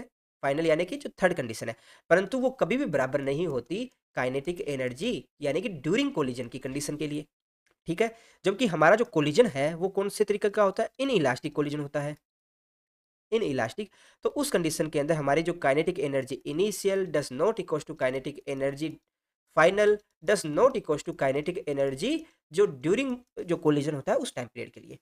ठीक है ना, याद रहेगा ना। तो अब जरा देखते हैं हमारे स्टेटमेंट क्या दे रखे हैं। हमारा जो फर्स्ट स्टेटमेंट है उसमें हमें दे रखा है कि दो बिलियर्ड गेंदों की प्रत्यास्थ संघट यानी कि इलास्टिक कोलिजन के टाइम पीरियड में जो संघट हो रहा है, यानी कि जब कोलिजन हो रही है तो उस अल्पावधि में, ठीक है, अल्पावधि में कुल गतिज ऊर्जा है वो संरक्षित रहती है। तो यहाँ पर हमने अभी क्या देखा कि जब दोनों के मध्य कोलिजन हो रही है उस टाइम पीरियड के अंदर वाइब्रेशन की फॉर्म के अंदर कुछ पोटेंशियल एनर्जी स्टोर रहती है। ठीक है, बाद में वो पोटेंशियल एनर्जी दूसरे ऑब्जेक्ट में ट्रांसफर हो जाती है, तो टोटल काइनेटिक एनर्जी वो तो कंजर्व रहती नहीं है। क्यों? क्योंकि काइनेटिक एनर्जी जो इनिशियल थी, काइनेटिक एनर्जी इनिशियल थी वो किस फॉर्म में होगी, हमारी काइनेटिक एनर्जी जो सेकंड पोजीशन है उसमें प्लस वाइब्रेशन की फॉर्म के अंदर कुछ पोटेंशियल एनर्जी हमारी कंजर्व रहती है। जैसे कि मैं अभी समझाता हूँ, एक एग्जांपल और लेके बताता हूँ कि देखिए कि कोई भी एक बॉक्स है जिसका मास m है, जो कि स्प्रिंग के साथ जुड़ा है किसी दूसरे मास m के साथ, ठीक है, और एक दूसरा बॉक्स है जिसका मास m है, जिसकी वेलोसिटी है u, ठीक है, जबकि हमारे इस सिस्टम है, सिस्टम की वेलोसिटी है वो कुछ भी नहीं है, यानी कि वेलोसिटी है 0। अब ये फर्स्ट बॉक्स है, ये आके टकराता है इस सिस्टम के साथ, तो क्या होता है, जिस टाइम पीरियड के अंदर ये बॉक्स आके इसके साथ टकराएगा उस टाइम पीरियड में क्या होगा, उस टाइम पीरियड के अंदर आप समझने की कोशिश कीजिएगा, ये बॉक्स फर्स्ट है, ये जाके इसके साथ इस तरह से चिपकेगा, ये आएगा इसके साथ और टच करेगा ना इसके साथ। तो शुरुआत के अंदर यहाँ स्प्रिंग में किसी भी तरह का कंप्रेशन नहीं होगा, परंतु उस माइक्रो सेकंड के अंदर क्या होगा, हमारा जो मास फर्स्ट है इसकी वेलोसिटी है वो तो क्या हो जाएगी, 0 हो जाएगी, और सारी सारी वेलोसिटी किस में ट्रांसफर हो जाएगी, हमारा इस सेकंड ऑब्जेक्ट में ट्रांसफर हो जाएगी। और ये सेकंड ऑब्जेक्ट क्या है, धीरे धीरे इधर की तरफ मोशन करेगा, करेगा ना। तो उस माइक्रो सेकंड के अंदर जब ये अपनी वेलोसिटी फर्स्ट बॉक्स है ये ट्रांसफर कर रहा है इस सेकंड बॉक्स के अंदर, तो उस पीरियड के अंदर क्या होगा कि ये हमारा जो सेकंड बॉक्स है ये धीरे धीरे किधर की तरफ मोशन करेगा, इधर की तरफ मोशन करेगा, करेगा ना, और स्प्रिंग में इस तरह से हल्का सा कंप्रेशन आएगा, और ये मास जो थर्ड मास है ये क्या रहेगा, स्थिर अवस्था में रहेगा। जब तक इनमें कंप्रेशन वो मैक्सिमम नहीं हो जाता तब तक ये सिस्टम है, यानी स्प्रिंग मास सिस्टम है, यानी सेकंड जो बॉक्स और थर्ड बॉक्स है ये आगे की तरफ मोशन नहीं करेगा। ठीक है, तो यहाँ पर जो तो हल्का सा है, यहाँ पर जो एनर्जी किस फॉर्म में स्टोर हो रही है, यहाँ पोटेंशियल एनर्जी की फॉर्म में स्टोर हो रही है, यानी कि इस स्प्रिंग को संकुचित करने के फॉर्म में होगी। तो यानी कि बिफोर कोलिजन क्या होगा, बिफोर कोलिजन हमारे सिस्टम की काइनेटिक एनर्जी क्या होगी, बिफोर कोलिजन हमारे सिस्टम की काइनेटिक एनर्जी रहेगी half mu square. During collision क्या रहेगा, ड्यूरिंग कोलिजन हमारा जो बॉक्स m है इसकी वेलोसिटी तो हो जाएगी 0, क्योंकि कोलिजन जैसे ही होगा ये अपना सारा सारा मोमेंटम है ये सेकंड बॉक्स में ट्रांसफर कर देगा। अब क्या होगा, हमारा ये वाला बॉक्स है वो आगे की तरफ v वेलोसिटी के साथ मूव करेगा, और थोड़ा सा यहाँ स्प्रिंग में एक मोमेंट जो पोटेंशियल एनर्जी की फॉर्म में एनर्जी स्टोर होगी। तो इस कंडीशन में आप क्या कहोगे कि हाफ mu स्क्वायर, यानी कि काइनेटिक एनर्जी इनिशियल है वो किसके बराबर होगी, ड्यूरिंग कोलिजन ये हाफ mv स्क्वायर प्लस जो स्प्रिंग में हल्का सा ये कंप्रेशन आ रहा है उसके बराबर। एक बार दोस्तों यहाँ सिस्टम में पूरा कंप्रेशन आ जाएगा, फिर उसके बाद में क्या होगा, हमारा जो सेकंड बॉक्स है और जो थर्ड बॉक्स है वो आगे की तरफ मोशन करेगा। यहाँ पे अपना सेकंड और थर्ड हम मान लेते हैं किसी वी डेस वेलोसिटी के साथ मोशन करेगा। तो उस कंडीशन के अंदर हमारा सिस्टम है उसकी एनर्जी क्या होगी, उसके बाद हमारे सिस्टम की एनर्जी होगी हाफ m वी डे square plus half m v डे स्क्वायर। ठीक है, तो आप क्या देख रहे हो, स्टार्टिंग कंडीशन के अंदर हमारे सिस्टम में जो काइनेटिक एनर्जी की फॉर्म में एनर्जी थी, लास्ट कंडीशन के अंदर हमारे सिस्टम के अंदर काइनेटिक एनर्जी की फॉर्म में ही एनर्जी है, परंतु बीच वाली कंडीशन है उसमें काइनेटिक एनर्जी के साथ साथ किस एनर्जी की फॉर्म में है, पोटेंशियल एनर्जी की फॉर्म में है। ठीक है ना, तो सिस्टम के अंदर ड्यूरिंग कोलिजन है उस अल्प टाइम पीरियड के अंदर जरूरी नहीं है कि सारी सारी एनर्जी है वो काइनेटिक एनर्जी की फॉर्म में हो। ठीक है ना, सेकंड स्टेटमेंट देखिए जरा, सेकंड स्टेटमेंट में हमें दे रखा है कि दोनों गेंदों की किसी प्रत्यास्थ संगठन की लघु अवधि में क्या कुल संवेग है वो सुरक्षित रहता है, बिल्कुल संवेग सुरक्षित रहता है। इसके बाद में हमें क्या पूछ रखा है थर्ड स्टेटमेंट के अंदर कि अगर यहाँ कोलिजन है वो प्रत्यास्थ की जगह अप्रत्यास्थ हो, यानी कि इन इलास्टिक कंडीशन हो, तो उसके अंदर ए और बी में से कौन सा कथन है वो सही होगा। तो देखिए चाहे इलास्टिक कोलिजन हो या इन इलास्टिक कोलिजन हो, जो मोमेंटम है वो तो हमेशा कंजर्व रहेगा, मोमेंटम हमेशा कंजर्व रहेगा ना, तो उस कंडीशन में आप क्या कहोगे कि आपका जो कथन बी है वो तो राइट रहेगा, किसके लिए, इन इलास्टिक कोलिजन में। परंतु हमारा जो फर्स्ट कथन है, जो अल्प समयावंतराल के अंदर जो काइनेटिक एनर्जी है वो कंजर्व नहीं रहेगी। तो जब इलास्टिक में नहीं रह रही तो क्या इन इलास्टिक में रहेगी, नहीं रहेगी। इन इलास्टिक की कंडीशन के अंदर काइनेटिक एनर्जी है वो कंजर्व नहीं रहेगी, जबकि मोमेंटम है वो कंजर्व रहेगा। ठीक है दोस्तों, हमारा फोर्थ स्टेटमेंट है, इसमें हमें दे रखा है कि 2 बिलियन गेंदों की स्थितिज ऊर्जा केवल उनके केंद्रों के मध्य पृथक्करण दूरी पर निर्भर करती है। तो संगत प्रत्यास्थ होगा कि अप्रत्यास्थ होगा। तो देखिए ये हमारा ऑब्जेक्ट फर्स्ट है और ये ऑब्जेक्ट है हमारा सेकंड। तो यहाँ पर जो पोटेंशियल एनर्जी है वो सिर्फ किस पे डिपेंड कर रही है, वो सिर्फ दोनों के मध्य की जो दूरी है वो डिपेंड कर रही है, स्टार्टिंग पॉइंट और एंड पॉइंट पे डिपेंड कर रही है। कौन सा पाथ हम ले रहे हैं उस पाथ पे डिपेंड नहीं कर रहा। ठीक है, तो आप जरा मुझे बताइए कि पोटेंशियल एनर्जी ऐसा कौन से आपने केस पढ़ा है जहां पर पोटेंशियल एनर्जी वो पाथ इंडिपेंडेंट हो? पाथ इंडिपेंडेंट की बात करते हैं तो हम वहां पर कंसीडर करते हैं कौन सा, कंजर्वेटिव फोर्स के लिए, संरक्षित बलों के लिए करते हैं। संरक्षित बलों के अंदर ही हमारी जो पोटेंशियल एनर्जी है वो पाथ इंडिपेंडेंट होती है। ठीक है, तो यहाँ पर संरक्षित बलों के अंदर जो कोलिजन होगा वो किस तरह का होगा, जरा बताइए, प्रत्यास्थ होगा कि अप्रत्यास्थ होगा? तो दोस्तों यहाँ पर जब अपना फोर्स है वो अगर कंजर्वेटिव फोर्स है तो आप क्या कहेंगे कि यहाँ पर जो कोलिजन होगी वो किस तरह की रहेगी, इलास्टिक कोलिजन रहेगी, प्रत्यास्थ कोलिजन रहेगी। ठीक है ना।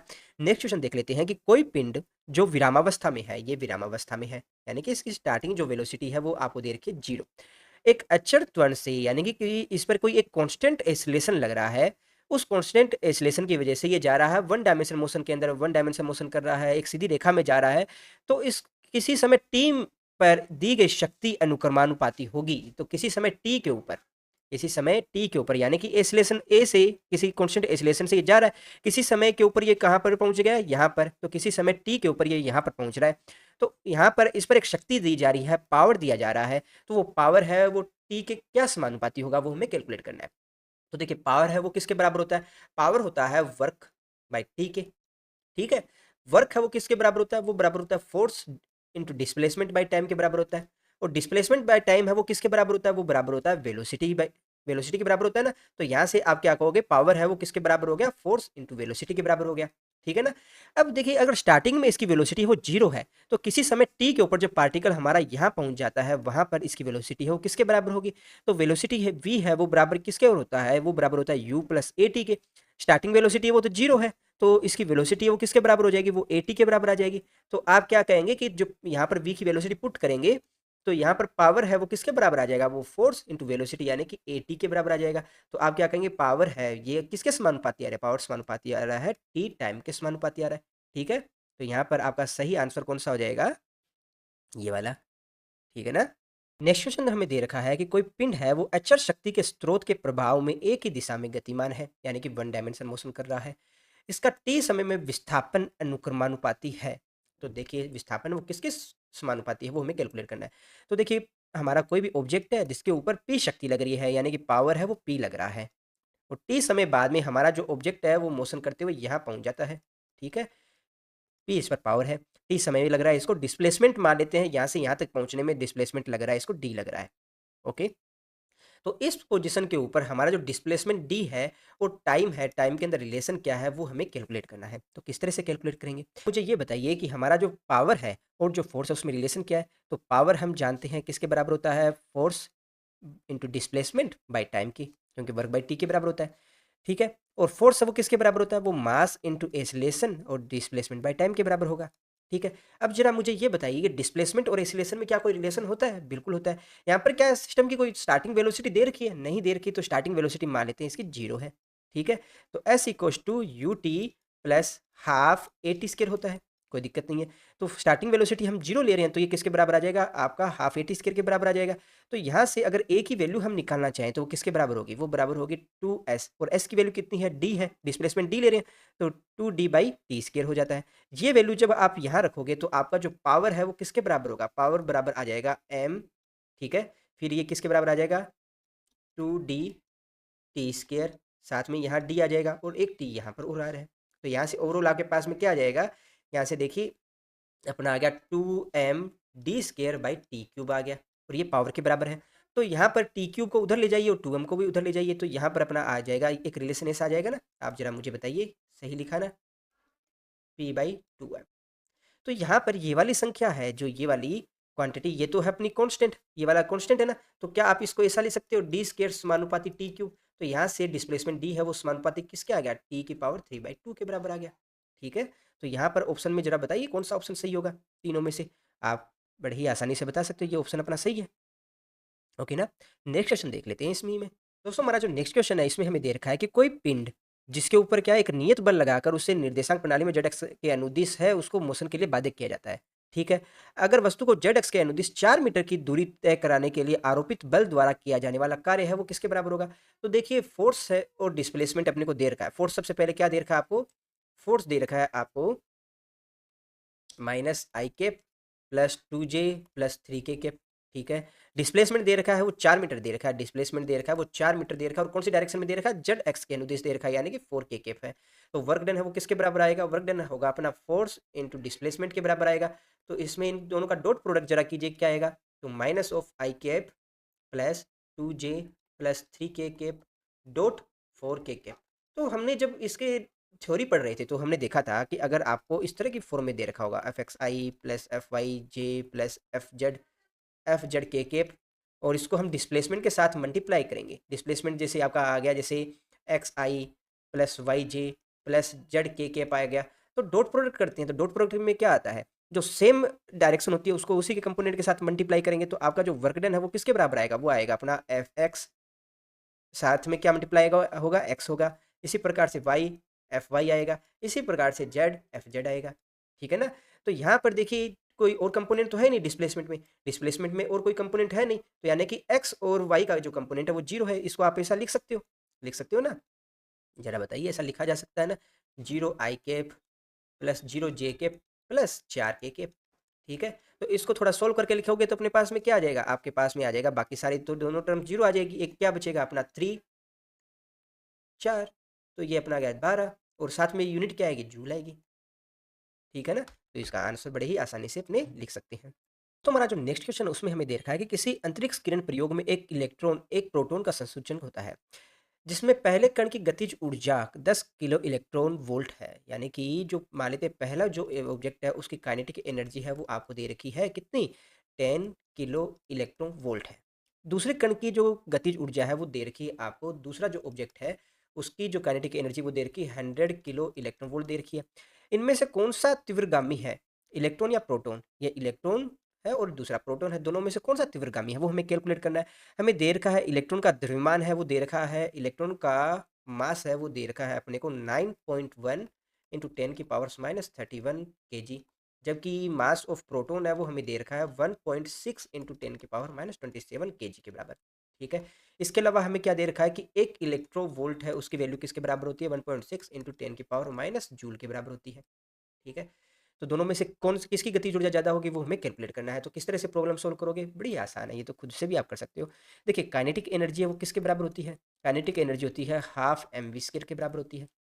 तो जरा इलेक्ट्रॉन और प्रोटॉन के लिए अगर कंपेयर करेंगे तो आप क्या कहोगे, kinetic energy of electron by kinetic energy of proton किसके बराबर होगी, ये बराबर होगी अपना half mass of electron into mass of sorry velocity of electron का square upon half M P V P square.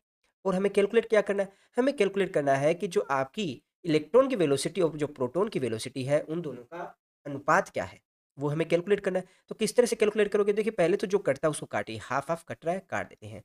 Kinetic energy of electron और proton क्या है, तो काइनेटिक एनर्जी इलेक्ट्रॉन और प्रोटॉन की अपने पास में है 9.1 इंटू 10⁻31। ठीक है। ये इलेक्ट्रॉन की काइनेटिक एनर्जी है, सॉरी इलेक्ट्रॉन की काइनेटिक एनर्जी अपने पास में क्या है, ये रही इलेक्ट्रॉन काइनेटिक एनर्जी है 10 किलो इलेक्ट्रॉन वोल्ट। ओके। और इसकी है कितनी, 100 किलो इलेक्ट्रॉन वोल्ट। ठीक है। मास ऑफ इलेक्ट्रॉन कितना है, मास ऑफ इलेक्ट्रॉन दे रखा है 9.1 इंटू 10⁻31। ठीक है, V E square upon mass of proton किसके बराबर है, वो बराबर है 1.6 इंटू 10⁻27 और वी पी स्केयर। अब जो करता है उसको काटिए, देखिए ये किलो इलेक्ट्रॉन वोल्ट वाली जो यूनिट है रखने की जरूरत नहीं है, डायरेक्ट काट दो। ये 10 इससे जाएगा तो क्या बचेगा, सिर्फ 10 बचेगा। इधर वाली तरफ भी अगर इस टर्म से इधर वाली टर्म काटोगे तो आपके पास क्या बचेगा, 10⁻⁻4 बचेगा। इसी प्रकार से 1.6 है, इसको भी नहीं कट रहा तो कोई दिक्कत नहीं है। अब अपने पास ओवरऑल यहाँ से क्या आ जाता है, अपने पास में एक शॉर्ट टर्म आ जाती है कि जो V E square by V P square है वो किसके बराबर है, वो बराबर है अपना इसके बराबर है। देखिए ये साथ में ये वाला है ना, इसको क्रॉस मल्टीप्लाई और कर दीजिएगा, क्रॉस मल्टीप्लाई करेंगे तो क्या आ जाएगा आपका 1.6। ठीक है। अपॉन ये क्या आ जाएगा 9.1 इंटू 10⁻⁻4 और साथ में ये 10 आएगा। ठीक है, ये 10 आ गया।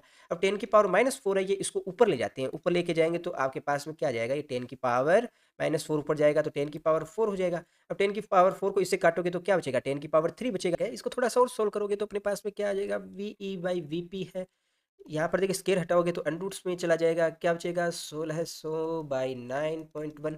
ठीक है। तो इसका थोड़ा-सा आप ज़रा मुझे बताइए कि लगभग-लगभग क्या आएगा? ऊपर वाले का 1600 का अनरूट करोगे तो लगभग-लगभग किसके बराबर आ जाएगा? ये लगभग बराबर आ जाएगा अपना 40 के।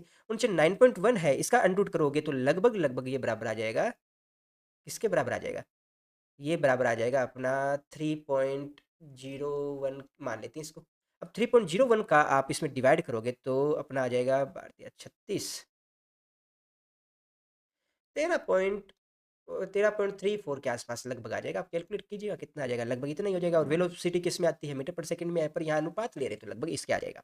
ठीक है, सोल्व कर दीजिएगा। जितने कम कैलकुलेशन करनी पड़े उतना ही अपने लिए तो अच्छा है। ठीक है ना। नेक्स्ट क्वेश्चन देख लेते हैं इसी में। दोस्तों हमारा नेक्स्ट क्वेश्चन है, उसमें हमें दे रखा है कि कोई 2 mm त्रिज्या की कोई बरसात की बूंद है। ठीक है, उसको 500 मीटर की ऊंचाई से छोड़ा जाता है। आरंभिक ऊंचाई के आधे हिस्से तक पहुंचते पहुंचते इसका जो त्वरण है वो घटते हुए क्रम में है। ठीक है, और अपनी अधिकतम चाल प्राप्त कर लेती है। उसके बाद एक समान चाल से गति करती है।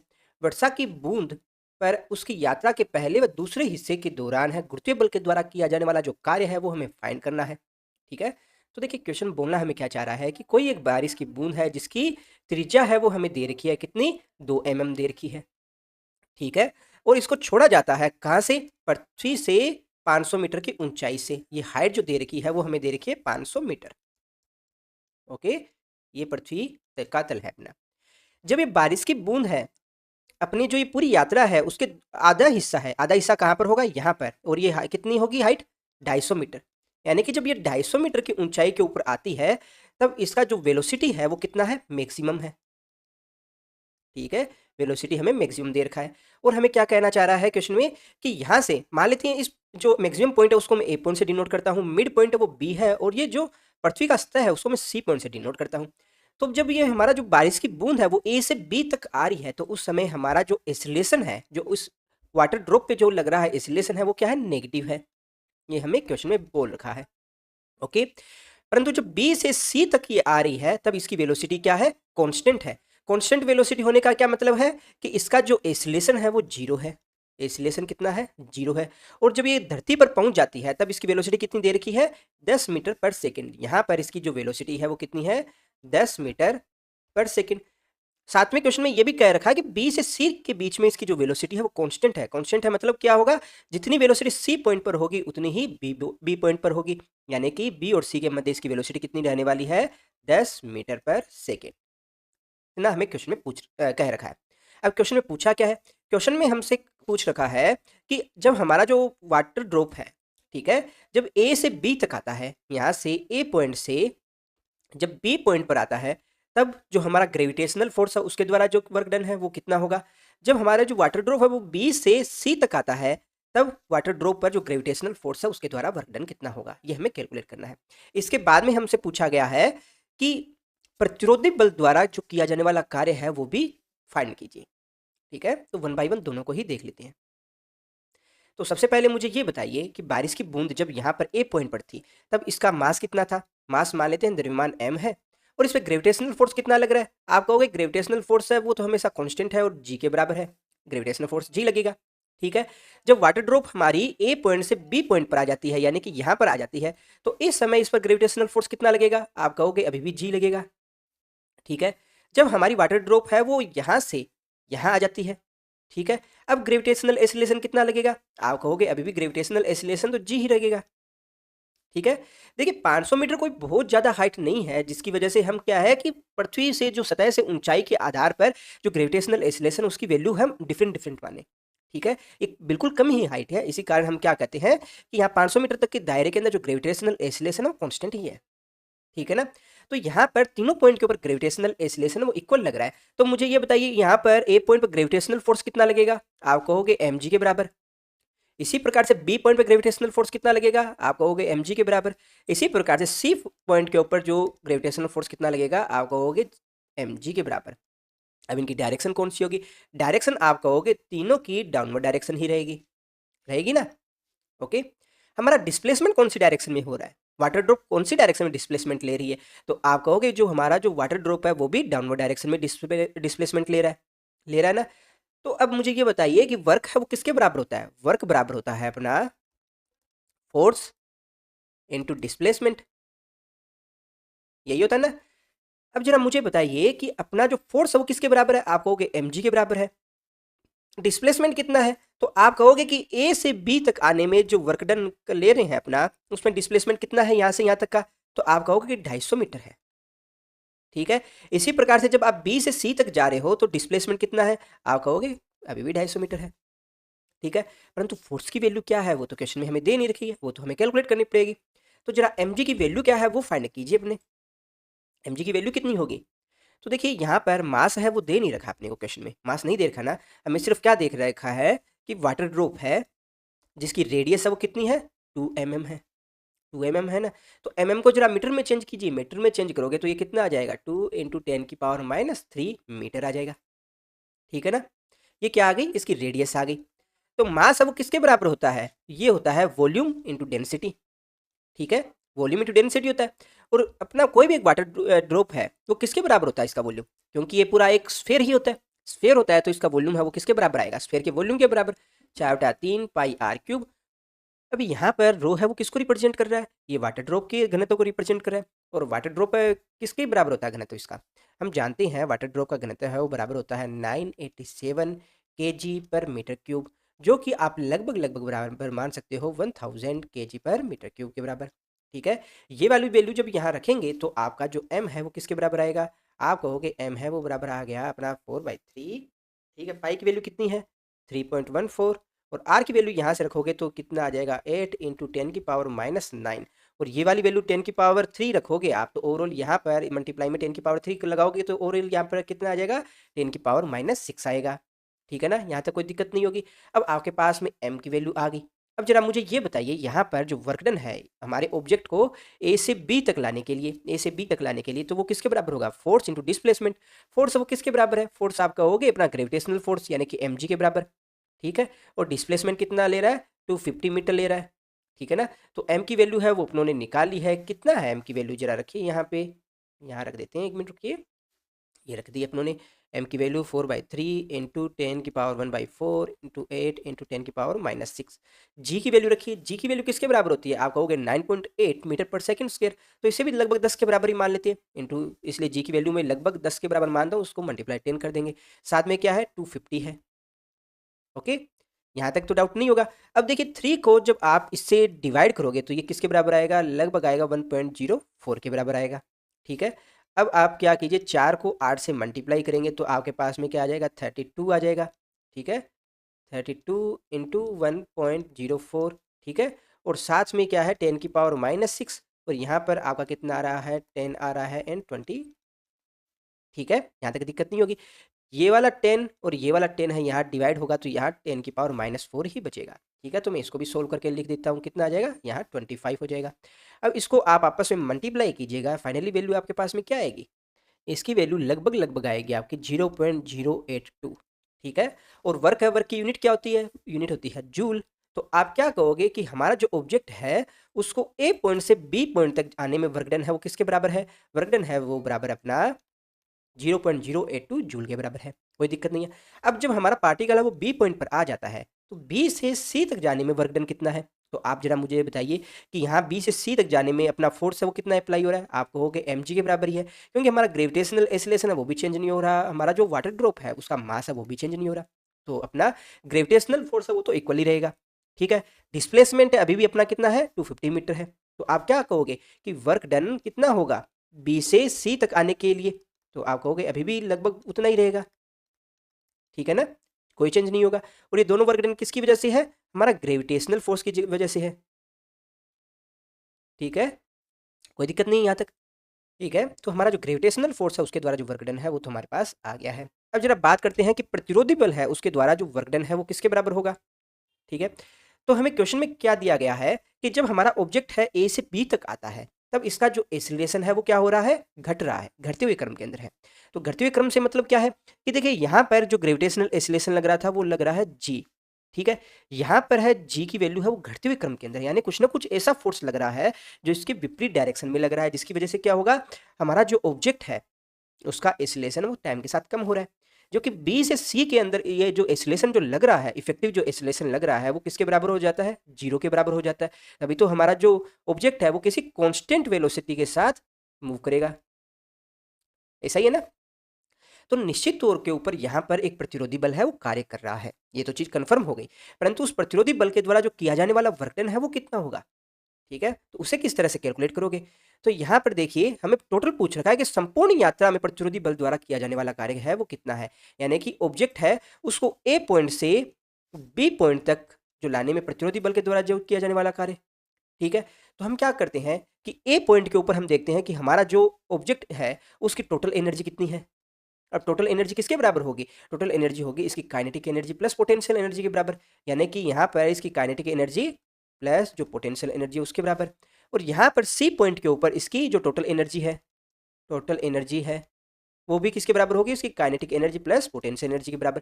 तो यहाँ पर जो दोनों की एनर्जी में जो डिफरेंस आ रहा है वो किसमें चेंज हो रहा है? वो डिफरेंस किसके बराबर आ रहा है? वो हमारा जो प्रतिरोधी बल के द्वारा जो किया जाने वाला कार्य है उसके बराबर आएगा, ठीक है? तो मान लेते हैं यहाँ पर जो इसकी एनर्जी है वो किससे डिनोट करते हैं? ई ए से डिनोट करते हैं।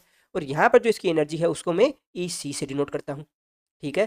तो हमारे जो प्रतिरोधी बल के द्वारा जो वर्क डन है, ठीक है, प्रतिरोधी को मैं रेजिस्टेंस फोर्स बोल देता हूँ, ठीक है, उसके द्वारा जो वर्क डन है वो किसके बराबर होगा? Change in kinetic energy plus potential energy, यानी जो टोटल एनर्जी में जो चेंज हो रहा है उसके बराबर होगा, ठीक है ना। और जो टोटल एनर्जी वो किसको रिप्रेजेंट कर रही है? एक तरह से इसकी मैकेनिकल एनर्जी को ही तो रिप्रेजेंट कर रही है ना। तो मैकेनिकल एनर्जी मैं यहाँ लिख देता हूँ। अब जरा मुझे बताइए कि जब ए पॉइंट पे था तो क्या उसकी कोई काइनेटिक एनर्जी थी? स्टार्टिंग में इसकी वेलोसिटी 0 है तो इसकी काइनेटिक एनर्जी तो है नहीं, सिर्फ किसकी फॉर्म में एनर्जी होगी? आप कहोगे पोटेंशियल एनर्जी की फॉर्म में होगी। और पोटेंशियल एनर्जी कितनी होगी? पोटेंशियल एनर्जी किसके बराबर होती है? हम जानते हैं कि यहाँ पर सिर्फ एक ग्रेविटेशनल फोर्स ही लग रहा है, ठीक है।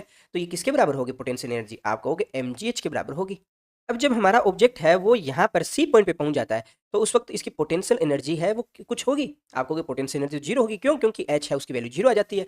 तो यहाँ पर सी पॉइंट पर इसकी जो टोटल एनर्जी है वो किसकी फॉर्म में आने वाली है? काइनेटिक एनर्जी की फॉर्म में आने वाली है। तो काइनेटिक एनर्जी किसके बराबर होती है? Half m v square. हमें वी की वैल्यू पता है, एम की वैल्यू पता है, यहाँ एच की वैल्यू और एम की वैल्यू सब पता है हमें, ठीक है। तो चेंज इन जो एनर्जी होगी वही तो अपना जो वर्क डन होगा प्रतिरोधी बल के द्वारा। तो आप क्या कहोगे कि इसकी जो टोटल एनर्जी है वो यहाँ ए पॉइंट के ऊपर है माइनस ऑफ एनर्जी जो इसकी सी पॉइंट पर है, दोनों का डिफरेंस है वो किसके बराबर होगा? अपना जो वर्क डन है उसके बराबर। तो ई ए की वैल्यू क्या है? अपना एम जी एच। एम की वैल्यू अपनों ने पता है क्या है?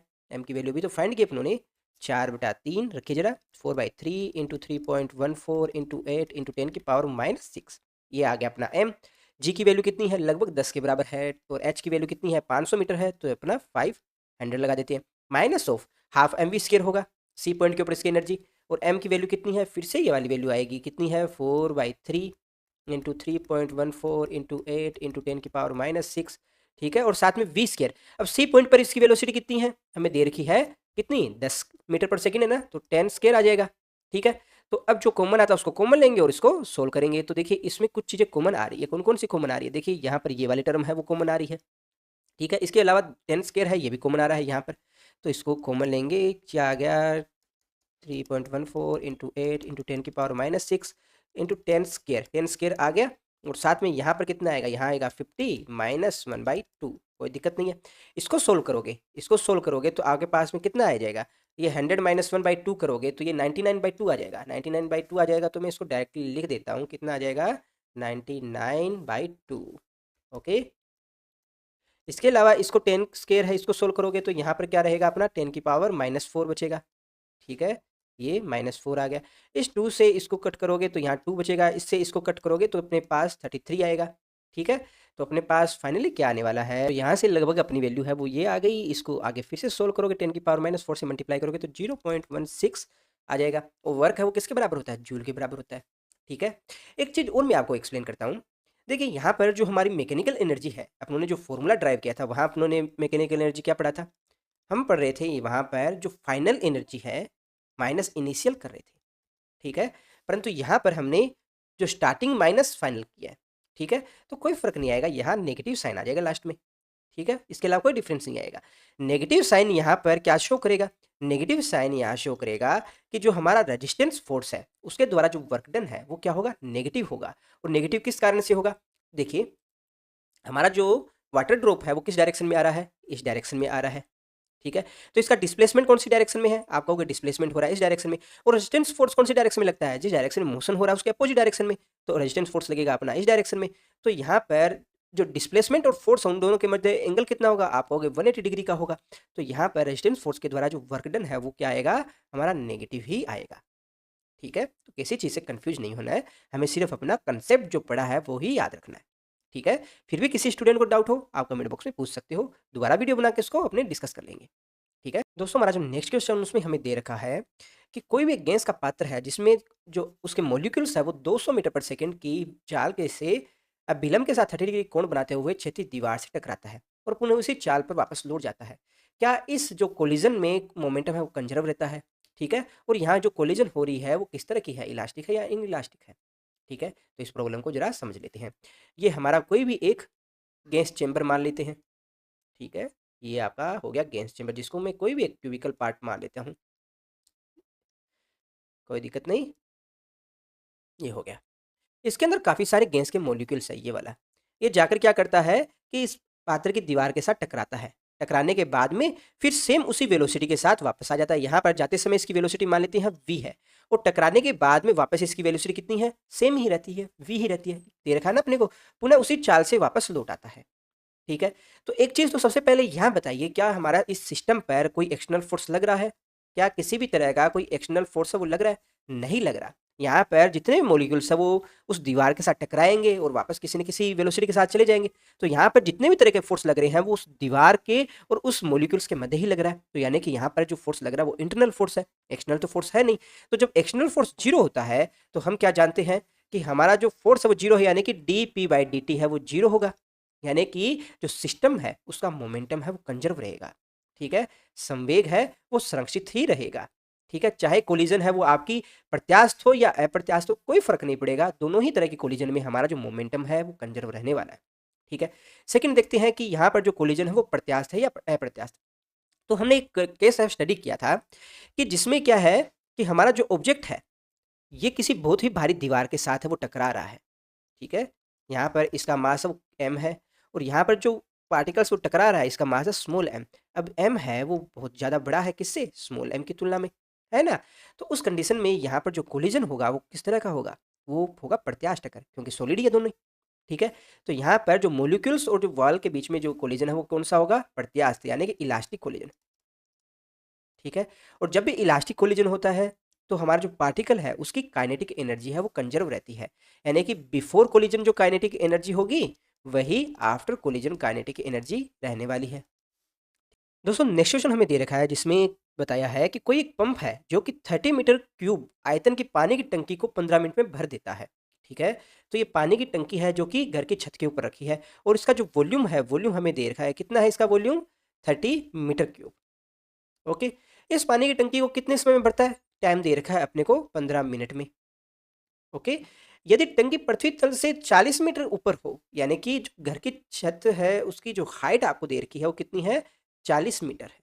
ठीक है, पंप की दक्षता है, दक्षता को आप नीटा से शो करते हो, ये किसके बराबर है, 30% के बराबर है। वो तो पंप द्वारा कितनी विद्युत शक्ति का उपयोग किया गया। ठीक है, तो किस तरह से कैलकुलेट करोगे, तो देखिए पहले तो मुझे ये बताइए कि यहाँ से धरती से कितना पानी है वो जाकर इस टंकी में आप भर सकते हो, जितना वॉल्यूम है अपना टंकी का, और टंकी का वॉल्यूम कितना है आपको दे रखा है 30 मीटर क्यूब। तो कितना पानी है वो इस टंकी में आ जाएगा, उस पानी का मास है वो किसके बराबर होगा, तो किस तरह से फाइंड करोगे, हम जानते हैं मास है वो किसके बराबर होता है, वॉल्यूम इंटू डेंसिटी के बराबर होता है, और वॉल्यूम है वो अपने को दे रखा है 30 मीटर क्यूब के बराबर है। डेंसिटी है वो किसके बराबर है, हम जानते हैं जो वाटर की डेंसिटी है वो किसके बराबर होता है, 1000 kg पर मीटर क्यूब के बराबर होता है। ठीक है, तो आप इसको मल्टीप्लाई करोगे तो ये किसके बराबर आएगा, 10⁻³ kg पर मीटर क्यूब है, तो इसकी यूनिट कितनी आ जाएगी, kg के बराबर आ जाएगी। तो अपने पास m की वैल्यू आ गई। अब जो टाइम है, टाइम किसको किसमें डिनोट करना है, अपने को सेकंड में लेना है। तो ये जहाँ पर जो टाइम है इसको सेकंड में लोगे तो आपके पास मिनट को सेकंड में बदलोगे तो 60 से मल्टीप्लाई करना पड़ेगा। तो यहाँ पर किसके बराबर आ गया, 900 सेकंड के बराबर आ गया। दो चीज़ें तो सोल्व हो गई। हाइट है वो किसके बराबर है, हाइट है अपना 40 मीटर के बराबर है। ओके, तो अब जरा मुझे ये बताइए कि पानी को यहाँ से ग्राउंड से इस हाइट तक लेके जाने में जो टोटल वर्क डन है वो किसके बराबर है, आप कहोगे वर्क डन है वो बराबर होता है mgh के बराबर, क्योंकि इसकी पोटेंशियल एनर्जी में तो चेंज हो रहा है, यहाँ पे जितना potential energy plus kinetic energy उतना ही यहाँ पर है, दोनों का डिफरेंस है, वही तो अपना वर्क डन है ना। तो ये किसके बराबर आ जाएगा, अपना mgh के बराबर आ जाएगा। तो जरा इन सब की वैल्यू यहाँ रखोगे तो आपके पास में क्या आ जाएगा, m की वैल्यू है 30 × 10⁻³ जी की वैल्यू किसके बराबर है, लगभग 10 के बराबर ही है, तो 10 कर देंगे। एच की वैल्यू कितनी है, 40 है, तो यहाँ रखिए। तो अपने पास में जो वर्क है उसकी वैल्यू कितनी आ जाएगी, तो यहाँ वर्क की वैल्यू आ गई 12 गुणा 10 की पावर 6 यूनिट आ जाएगी जूल के अंदर। ठीक है, यहाँ तक डाउट नहीं है। अब मुझे एक चीज़ बताइए कि इस पानी को ग्राउंड से इस टंकी तक ऊपर पहुँचाने के लिए कितनी मिनिमम शक्ति है मोटर को लगानी पड़ेगी, मिनिमम कितना पावर है वो तो कम से कम उस मोटर में होना ही चाहिए। ठीक है, तो बताइए कितना मिनिमम पावर होना चाहिए। हम जानते हैं पावर है वो किसके बराबर होती है, पावर है वो किसके बराबर होता है, पर यूनिट टाइम के अंदर जो वर्क डन है वही तो होता है। ठीक है, यानी कि W/T है वो किसको डिनोट करेगा, हमारा पावर को डिनोट करेगा। तो जरा वैल्यू पुट कीजिए यहाँ पर, ये आ गया अपना पावर 6 और ये टाइम कितना है यहाँ पर 900 है ना, इसको रखेंगे तो ये क्या आ जाएगा, यहाँ से ये कैंसिल आउट हुआ तो 10 की पावर 4 रहेगा, और यहाँ से इसको कैंसिल आउट करेगा 3 and 4, तो यहाँ पर ये लगभग कितना आ जाएगा, तो यहाँ से हमारा जो पावर है उसकी वैल्यू आ गई 1.3 इंटू 10 की पावर 4, और यूनिट क्या होती है, वाट होती है, तो इसको मैं डब्ल्यू से डिनोट कर देता हूँ। ठीक है, तो एक चीज़ जरा समझने की कोशिश कीजिएगा कि हमारे यहाँ जो ये पंप है, इस पंप को कम से कम इतनी शक्ति तो लगानी पड़ेगी इस पानी को ऊपर पहुंचाने के लिए, और वो शक्ति किसके बराबर है, P इक्वल टू 1.3 इंटू 10 की पावर 4 वाट के बराबर। ठीक है, अब दक्षता है और उसमें पावर इनपुट और आउटपुट में एक रिलेशन होता है, वो किसके बराबर होता है, देखिए जो दक्षता है वो किसके बराबर होता है, हमारा जो मोटर है उसका जो P output by P input के बराबर। ठीक है, अब पानी को ऊपर पहुंचाने के लिए हमें कम से कम कितनी पावर सप्लाई करनी पड़ेगी, यानी कितनी शक्ति की जरूरत है, आप कहोगे इतनी शक्ति की जरूरत है, कम से कम इतनी शक्ति हम जब लगाएंगे तो पानी ऊपर चढ़ेगा, यानी कि हमें आउटपुट कितना चाहिए, आउटपुट हमें चाहिए 1.3 इंटू 10 की पावर 4 वाट के बराबर। ठीक है, तो इस शक्ति को प्राप्त करने के लिए हमें इनपुट कितना लगाना पड़ेगा, पी इनपुट कितना लगाना पड़ेगा, वही तो हमें क्वेश्चन में फाइंड करना है। तो पी इनपुट की वैल्यू है वो किसके बराबर आ जाएगी, आप कहोगे 1.3 इंटू 10 की पावर 4 बाई नीटा, नीटा क्या है, दक्षता है, दक्षता कितनी है 30% है। ठीक है, और 30% की वैल्यू किसके बराबर आ जाएगी, अब देखिए 30% की वैल्यू अपने आ जाएगी कि देखिए कोई भी चीज़ को परसेंट में इस तरह से दे रखी है ना आपको, आप उसको क्या लिखोगे 30/100। ठीक है, तो 100 ऊपर चला जाएगा, मल्टीप्लाई के अंदर चला जाएगा ना, तो अब वो इस प्रॉब्लम को और सोल्व कीजिएगा, क्या आ जाएगा, देखिए जो करता है उसको काट देना अपने को, यहाँ से ये कटेगा।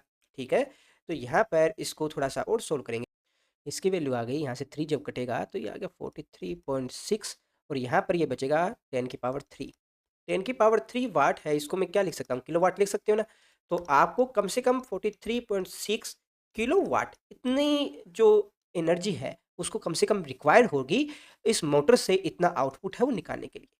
ठीक है, तो इस फॉर्मूले को भी आपको याद रखना है, काफ़ी इंपॉर्टेंट है। ठीक है दोस्तों, तो इस मोटर के द्वारा पानी को 40 मीटर तक की हाइट तक अगर हमें पहुंचाना है तो हमारी मोटर को कम से कम इतना पी आउटपुट है उसकी रिक्वायरमेंट रहेगी, और इतना पी आउटपुट के लिए हमें कम से कम इतना उसमें इनपुट है देना पड़ेगा, यानी कि इतनी कम से कम विद्युत शक्ति है उसकी अपने पास रिक्वायरमेंट रहने वाली है।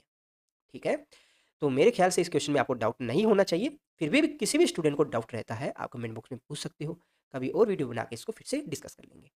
ठीक है, नेक्स्ट क्वेश्चन पे चलते हैं एक बार। दोस्तों हमारा जो नेक्स्ट क्वेश्चन है उसमें हमें दे रखा है कि कोई दो समरूप बॉल बेयरिंग है एक दूसरे के संपर्क में रखी है और किसी घर्षण रहित मेज पे विरामावस्था में है। इसके साथ को समान द्रव्यमान की कोई दूसरा बॉल बेयरिंग है जो आरंभ में v वेलोसिटी के साथ है। ठीक है, और यहाँ पर जो एक प्रत्यास्थ टक्कर हो रही है, टक्कर के पश्चात है, तीनों में से कौन सी कंडीशन है वो सही है। ठीक है, एक चीज़ तो हम जानते हैं कि चाहे कोलिजन अपनी इलास्टिक हो या नॉन इलास्टिक हो, दोनों ही कंडीशन के अंदर हमारा जो मोमेंटम है वो कंजर्व रहेगा। ठीक है, तो मोमेंटम के लिए जरा मुझे बताइए, जो इस जो बॉल है इसका मास मैं मान लेता हूँ m है, और बाकी भी दोनों जो बॉल है, ठीक है, उनके मास भी हम x मान है तो mm ही मान लेते हैं। ठीक है, तो मोमेंटम कंजर्वेशन के हिसाब से मुझे बताइए कि यहाँ पे जो फर्स्ट कंडीशन है, यहाँ पर इनिशियल पोजीशन है, यहाँ पर सिस्टम का टोटल मोमेंटम क्या होगा, आप कहोगे यहाँ पर mv प्लस इन दोनों का 0 है। ठीक है, तो टोटल मोमेंट कितना है, आप कहोगे mv है। आफ्टर कोलिजन इनका मोमेंटम देखें तो क्या होगा, देखिए यहाँ पर इसकी वेलोसिटी 0 दे रखी है और इनकी v/2 दे रखी है, तो जरा देखिए इसकी 0 हो गया मोमेंटम, और इन दोनों का देखोगे तो मास कितना है इनका m और वेलोसिटी कितनी है v/2, फिर अपना जो थर्ड पार्टिकल उसका मास m और वेलोसिटी v/2, तो आप क्या कहोगे m v के बराबर आएगा। तो आप क्या देख रहे हो कि उसका इनिशियल पोजीशन में जो मोमेंटम है और फाइनल जो पोजीशन में जो मोमेंटम है वो तो आ रहा है अपना इक्वल। ठीक है, बिल्कुल सही बात है। क्या यहाँ पर प्रत्यास्थ कोलिजन हो रही है, इलास्टिक कोलिजन हो रही है, तो यहाँ पर काइनेटिक एनर्जी इनिशियल और काइनेटिक एनर्जी फाइनल भी इक्वल होना चाहिए। तो फर्स्ट कंडीशन के लिए काइनेटिक एनर्जी है इनिशियल क्या होगा, आप कहोगे हाफ m v², और फाइनल काइनेटिक एनर्जी क्या होगा, देखिए इनिशियल काइनेटिक एनर्जी तो आपका आ गया हाफ m v², फाइनल किसके बराबर है अपना हाफ m, अब यहाँ पर कितना v/2 होगा प्लस फिर से हाफ m v/2 आएगा। ठीक है, इसको सोल्व करोगे तो आपके पास में क्या आ रहा है, half m v square by 4 plus half m v square by 4। ठीक है, इसको और सोल्व करेंगे तो हाफ एम वी स्केयर है वो कॉमन आ जाएगा। ठीक है, और 1/4 प्लस 1/4 करोगे तो 1/2 आएगा। तो यहाँ पर आप क्या देख रहे हो कि जो लेफ्ट साइड है और जो राइट हैंड साइड है वो इक्वल नहीं है एक दूसरे के, नहीं है ना। तो काइनेटिक एनर्जी है वो कंजर्व नहीं रह रही, जबकि इलास्टिक कोलिजन में हम देखते हैं काइनेटिक एनर्जी है वो तो कंजर्व होती है। तो हमारी जो फर्स्ट कंडीशन है वो तो गलत है। ठीक है, यानी पार्टिकल है उसकी इस तरह से कोलिजन तो नहीं होगी। तो दोस्तों सेकंड कंडीशन के लिए अगर हम देखें तो यहाँ पर इसका मोमेंटम है वो कितना है, आप कहोगे एम वी के बराबर। तो हम क्या कहेंगे, पी इनिशियल और पी फाइनल है वो तो है बराबर। क्या इनकी काइनेटिक एनर्जी भी इक्वल है। इनिशियल काइनेटिक एनर्जी कितनी है, आप कह रहे हो half m v square. Final kinetic energy कितनी है, अभी भी हाफ एम वी स्केयर ही है, क्योंकि यहाँ पे वेलोसिटी वी दे रखी है। तो आप क्या कह रहे हो कि काइनेटिक एनर्जी और जो अपना मोमेंटम है दोनों ही इक्वल है before collision and after collision. तो ये वाली जो सेकंड कंडीशन है ये पॉसिबल है, तो ये करेक्ट हो गई। जरा थर्ड कंडीशन के लिए और चेक कर लेते हैं, क्या हमारा यहाँ पर जो मोमेंटम है वो पी इनिशियल और पी फाइनल बराबर है या नहीं। तो जरा चेक कीजिएगा थर्ड कंडीशन के लिए। तो यहाँ पर मोमेंटम किसके बराबर है, m v by three plus m v by three plus m v by three करेंगे तो आपके पास क्या आ जाएगा, एम वी आ जाएगा। यानी कि कोलिजन के दौरान इनिशियल मोमेंटम और फाइनल मोमेंटम है वो तो बराबर है। ठीक है, जरा देखते हैं काइनेटिक एनर्जी के लिए। काइनेटिक एनर्जी किसके बराबर है, half m v by three square. ठीक है, इसी प्रकार से half m v by three square, half m v by three square 3 बार आएगा, तीनों के लिए अलग अलग। तो मैं इसको 3 टाइम ही कर देता हूँ, 3 टाइम ही कर देते हैं ना। क्या ये अपना इनिशियल काइनेटिक एनर्जी के बराबर है, इनिशियल कितनी है, half m v square, half m v square.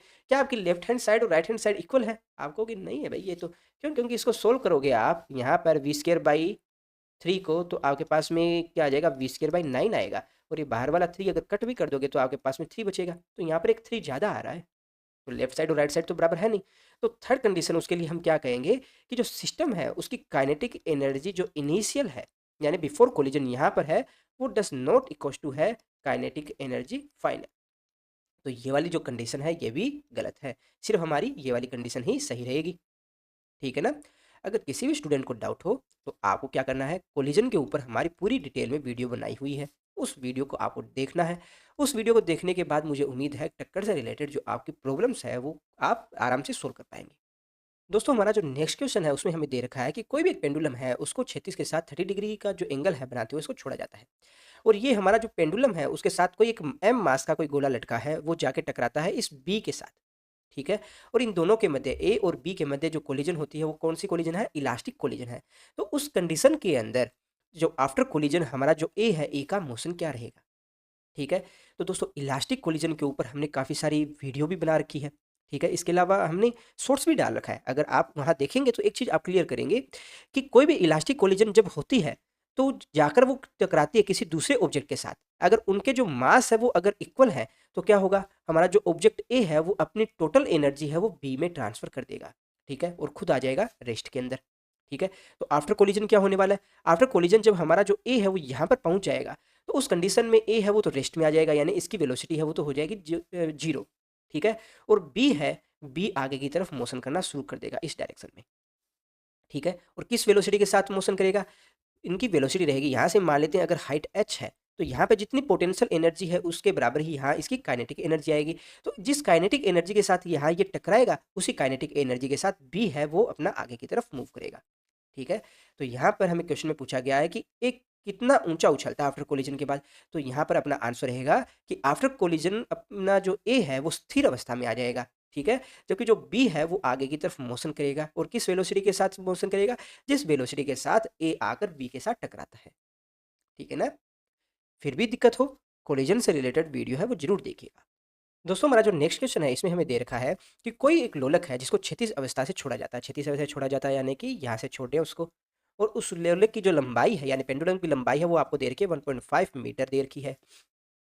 जब ये अपना पेंडुलम है वो निम्नतम पॉइंट पर पहुंच जाता है तो लोलक की चाल क्या होगी, यानी कि पेंडुलम है वो मोशन करते हुए जब यहाँ पर आ जाता है, इस पॉइंट पर आ जाता है, तो उस वक्त हमारा इस पेंडुलम है उसकी वेलोसिटी है वो किसके बराबर होगी वो हमें फाइंड करना है।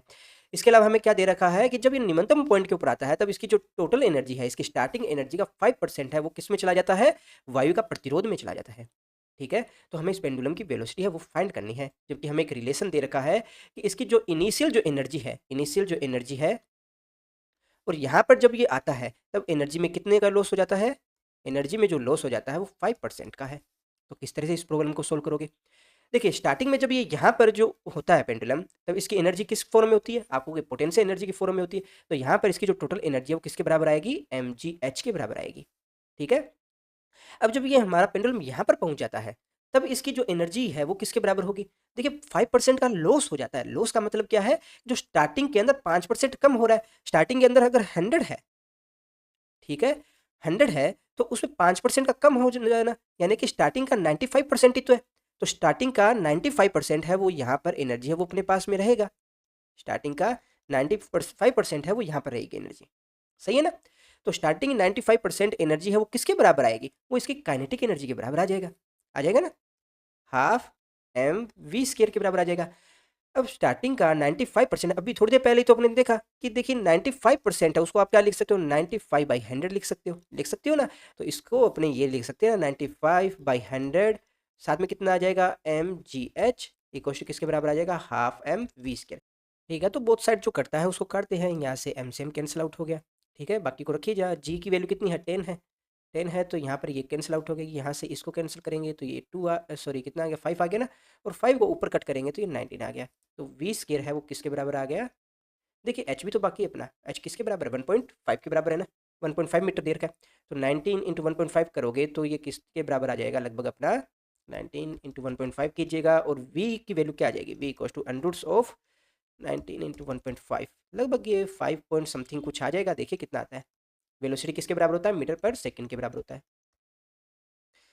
दोस्तों हमारा जो नेक्स्ट क्वेश्चन है उसमें हमें दे रखा है कि एक 300 केजी द्रव्यमान की कोई ट्रॉली है, ठीक है, जिसमें 25 केजी रेत का कोई बोरा रखा हुआ है, ठीक है, किसी घर्षण रहित पथ पर 27 किलोमीटर पर और की एक समान चाल से गतिमान है। ठीक है, इसको इस तरह से समझिए कि कोई एक ये ट्रॉली है। ओके, ये ट्रैक्टर ट्रॉली मान लेते हैं। इस ट्रॉली के ऊपर कोई एक 25 केजी का क्या रखा है? रेत का कोई बोरा रखा है, ये वाला। अब क्या करती है ये अपना जो ट्रॉली है ये आगे की तरफ जा रही है किस वेलोसिटी के साथ? 27 किलोमीटर पर और की स्पीड के साथ। ठीक है, कुछ समय पश्चात बोरे में किसी छेद से रेत है वो 0.05 केजी पर सेकंड की दर से निकलकर ट्रॉली के फर्श पर रिसने लगती है। यहाँ से जो रेत है वो निकलकर यहाँ ट्रॉली के फर्श पर गिरने लग जाती है। रेत का बोरा खाली होने के पश्चात ट्रॉली की चाल क्या होगी? अब जरा मुझे एक चीज बताइए, क्या यहाँ पर हमारा जो सिस्टम है इस पर कोई भी एक्सटर्नल फोर्स लग रहा है? इस सिस्टम पर कोई भी एक्सटर्नल फोर्स नहीं लग रहा। यहाँ अपना रेत का बोरा, उससे रेत यहाँ गिर रही है ट्रॉली के ऊपर। इसके अलावा यहाँ पर कोई एक्सटर्नल फोर्स लग नहीं रहा। जब एक्सटर्नल फोर्स नहीं लग रहा है तो आप क्या कहोगे कि हमारा सिस्टम है, सिस्टम का मोमेंटम है वो कंजर्व रहेगा। यानी कि जब हमारा बोरे से रेत गिरनी शुरू हो रही है, यानी कि टी इक्वल्स टू 0 पर जो सिस्टम का मोमेंटम है, वही जब पूरी की पूरी रेत है यहाँ से गिरकर यहाँ चली जाएगी और बोरा है वो बिल्कुल खाली हो जाएगा, उस कंडीशन के अंदर जो मोमेंटम है उसके बराबर होगा। होगा ना? तो p initial equal to p final होगा। तो स्टार्टिंग में जब हमारा इस बोरे से रेत है वो रिसनी शुरू हुई है, उस वक्त हमारा इस सिस्टम का मास कितना होगा? आप कहेंगे 25 केजी है वो बोरे का है और 300 केजी है वो अपना ट्रैक्टर ट्रॉली का है। ठीक है ना? तो सिस्टम का टोटल मास है वो कितना आ गया? 325 केजी के बराबर हो गया। वेलोसिटी कितनी है? अब यहाँ है 27 किलोमीटर प्रति घंटा, उसको मैं 27 किलोमीटर प्रति घंटा आ गई। आफ्टर क्या होगा? जब बोरा खाली हो जाएगा, बोरा खाली हो जाएगा तो ये अपना ट्रॉली रही। ठीक है, ये अपनी ट्रॉली रही और यहाँ पर ये बोरा अपना है और इस बोरे से रीस कर यहाँ पर ढेर लग चुका है मिट्टी का। तो अभी इस सिस्टम का मास टोटल क्या होगा? अभी भी आप कहोगे सिस्टम का टोटल मास है वो तो 325 केजी के बराबर ही होगा। तो अब जो इस सिस्टम की यानी कि ट्रैक्टर ट्रॉली है उसकी वेलोसिटी है वो क्या है? जरा बताओ मुझे। मास तो चेंज हो नहीं रहा, तो वेलोसिटी क्या चेंज होगी? नहीं होगी। आप कहोगे कि वेलोसिटी है अभी भी कितनी रहेगी? जितनी पहले थी, यानी कि 27 किलोमीटर पर आवर। ठीक है ना?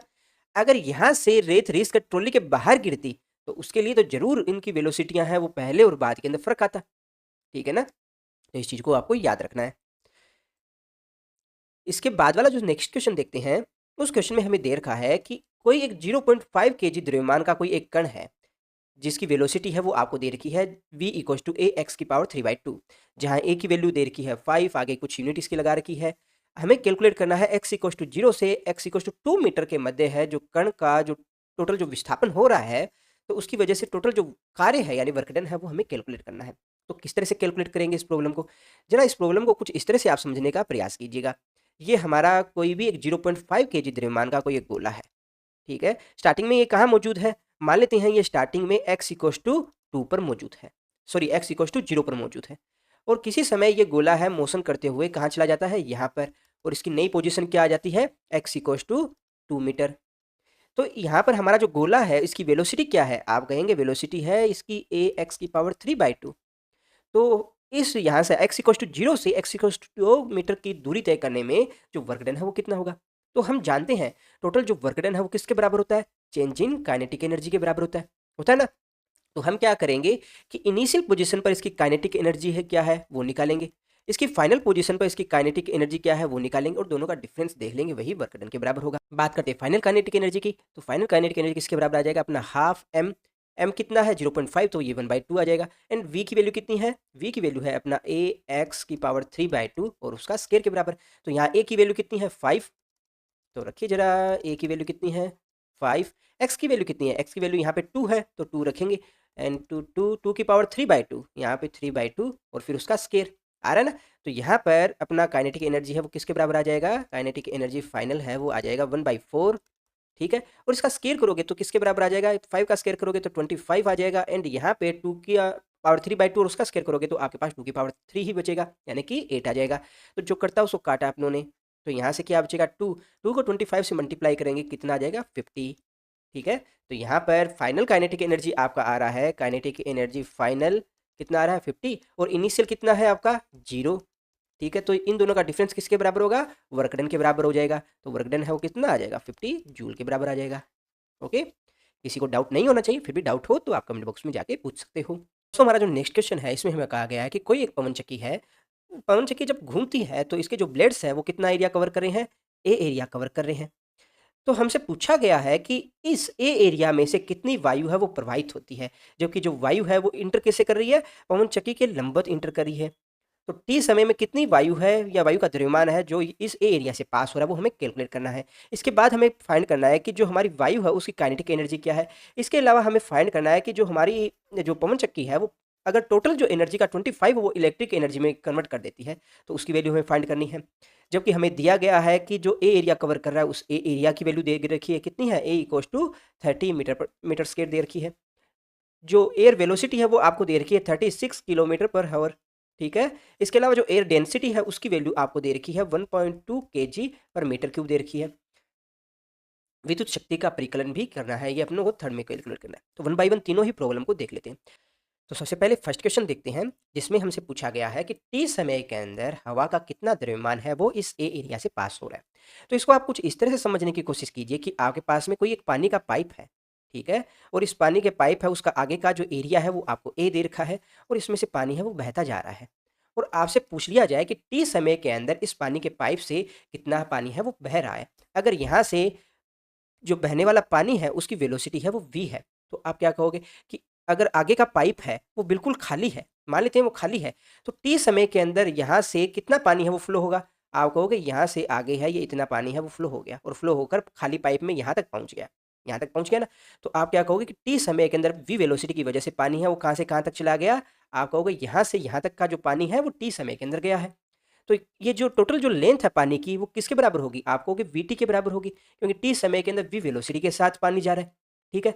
तो आप क्या कहोगे, अगर पानी का जो मास है वो m है, तो आप क्या कहोगे कि टी समय के अंदर जो टोटल जो पास हुआ पानी है उसकी वैल्यू किसके बराबर होगी, एम वी टी के बराबर होगी, होगी ना।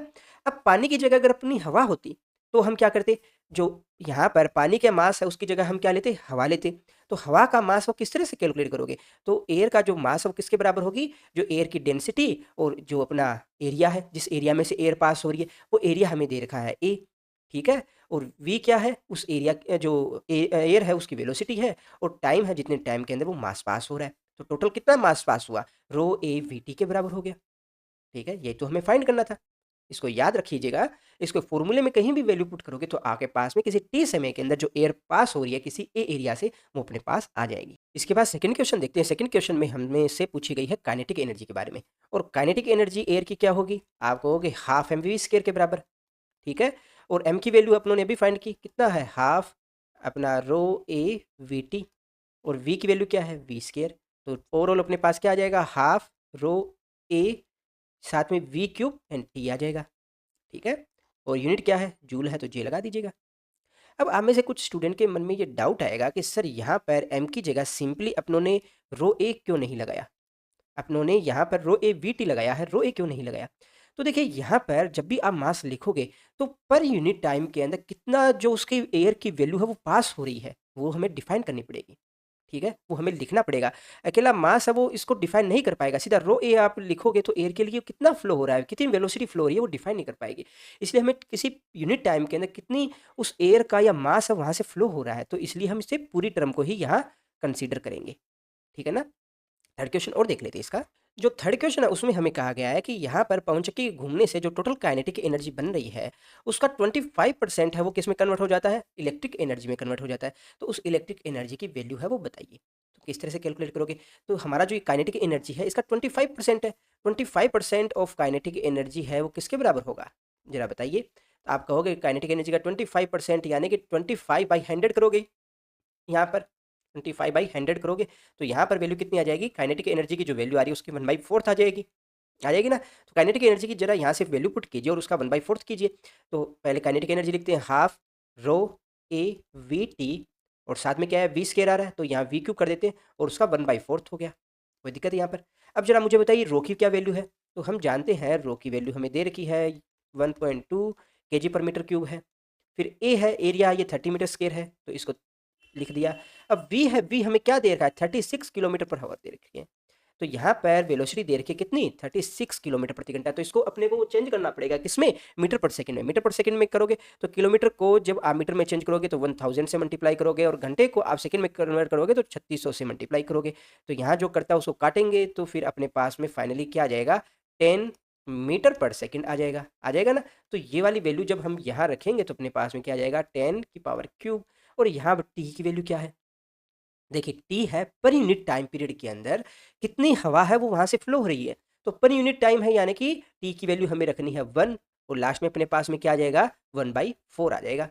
अब जो करता है उसको काट देते हैं तो क्या क्या कट रहा है, यहाँ से इसको काटेंगे तो ये अपने पास में कितना आ जाएगा 15 आ जाएगा। इसको यहाँ से काटेंगे तो यहाँ पर कितना आ जाएगा 0.3 आ जाएगा।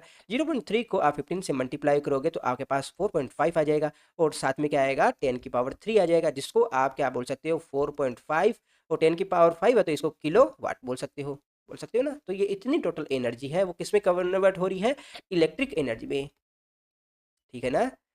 तो यहाँ तक किसी को दिक्कत नहीं होनी चाहिए, फिर भी किसी स्टूडेंट को दिक्कत हो तो आप कमेंट बॉक्स में पूछ सकते हो, दोबारा वीडियो बनाकर इसको डिस्कस कर लेंगे। दोस्तों हमारा जो नेक्स्ट क्वेश्चन है उसमें हमें दे रखा है कि कोई भी एक व्यक्ति है जो कि अपना वजन कम करने के लिए कोई एक द्रव्यमान है जिसको लिफ्ट करता है। उस द्रव्यमान की वैल्यू कितनी दे रखी है 10 kg दे रखी है। उस द्रव्यमान को कितनी हाइट तक लेके जाता है ऊपर की तरफ, आप कह रहे हो 0.5 मीटर तक की हाइट तक लेके जाता है।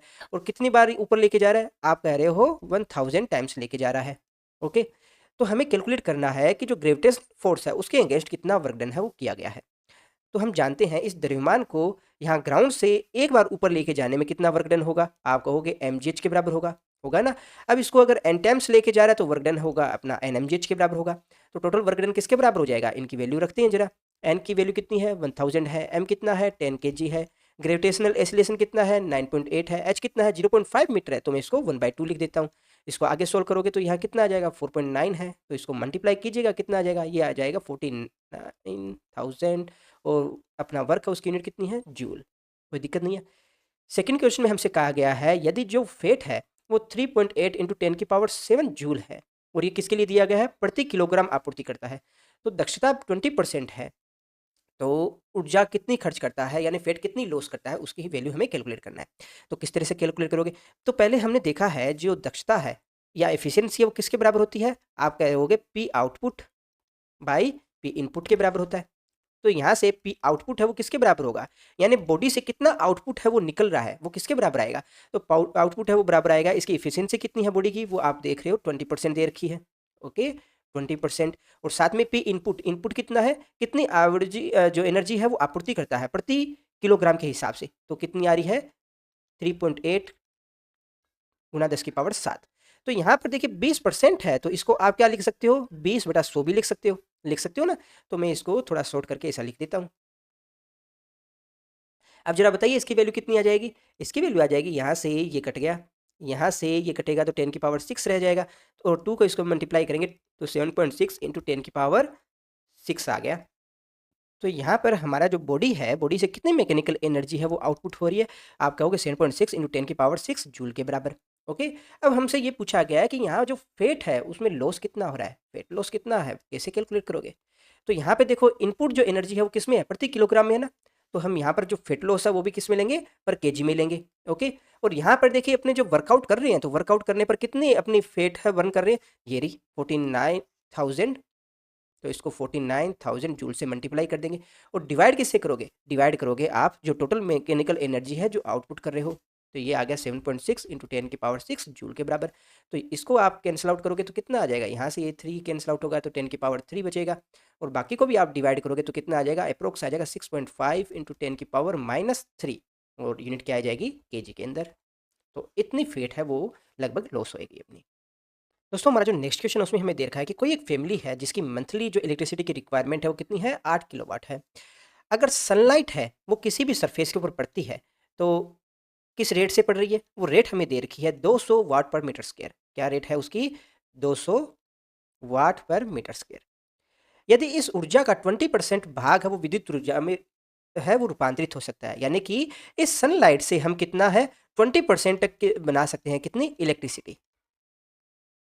तो हमें कैलकुलेट करना है कि जो 8 किलोवाट की जो डिमांड है उस डिमांड को पूरा करने के लिए हमें कितना जो सरफेस एरिया है उसकी रिक्वायरमेंट रहेगी।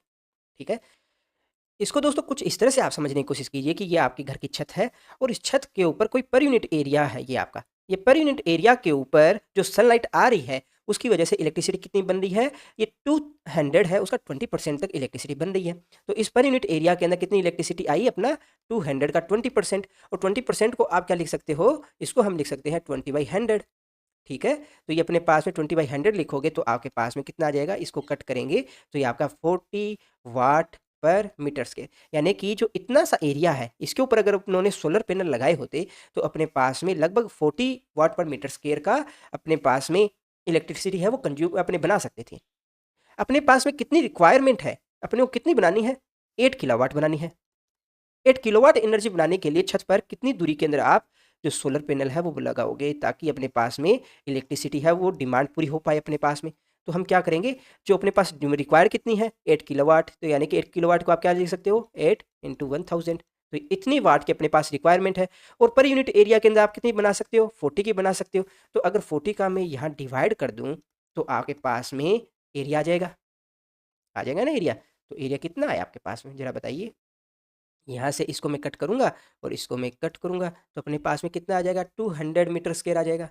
यानी कि छत के ऊपर कम से कम 200 मीटर स्क्वायर का एरिया है वो अगर आप कवर करते हो, ठीक है, किसी सोलर पैनल से या जिस चीज़ से भी कवर करो जो इलेक्ट्रिसिटी बनाता है, तो आपको ये पास में अपनी जो घर की जो टोटल डिमांड है वो अपने पास पूरी हो जाएगी। अब सेकंड क्वेश्चन में हमसे पूछा गया कि इस क्षेत्रफल की तुलना किसी विशिष्ट भवन की छत के क्षेत्रफल से करो। तो देखिए 20 मीटर स्क्वायर एरिया है उसको करने के लिए घर का साइज कितना होना चाहिए, तो आप मुझे बताओ। घर की लंबाई चौड़ाई है वो कितनी होनी चाहिए, या तो अपना घर की चौड़ाई है वो हो जाए अपना 10 मीटर और ये हो जाए 20 मीटर, तो अपना 200 मीटर स्क्वायर है वो एरिया कवर हो जाएगा। इसके अलावा आप क्या कर सकते हो, अगर लंबाई चौड़ाई है दोनों 16 14 14 कर दो, तब कितना आ जाएगा, 196 आ जाएगा। तो लगभग लगभग अपनी 8 किलोवाट है उसकी डिमांड पूरी हो जाएगी। तो दोस्तों एनसीईआरटी बुक के जो अपनी प्रॉब्लम्स है वो अपनी लगभग सॉल्व हो चुकी है। फिर भी किसी स्टूडेंट को किसी भी तरह का इन प्रॉब्लम्स में कोई डाउट रह जाता है तो आप कमेंट बॉक्स में पूछ सकते हो, कोई और वीडियो बनाकर इनको फिर से हम डिस्कस कर लेंगे। आपको वर्क एनर्जी पावर है, इनसे रिलेटेड हमने काफ़ी सारी लेक्चर वीडियो बना रखी है, उनको भी आप ज़रूर देखिएगा ताकि आपके डाउट है वो अच्छे से क्लियर हो पाए। अगर आज की वीडियो आपको अच्छी लगी हो तो इस वीडियो को लाइक कीजिएगा, अपने दोस्तों के साथ शेयर कीजिएगा। वीडियो में लास्ट तक बने रहने के लिए आप सबका धन्यवाद। Thank you.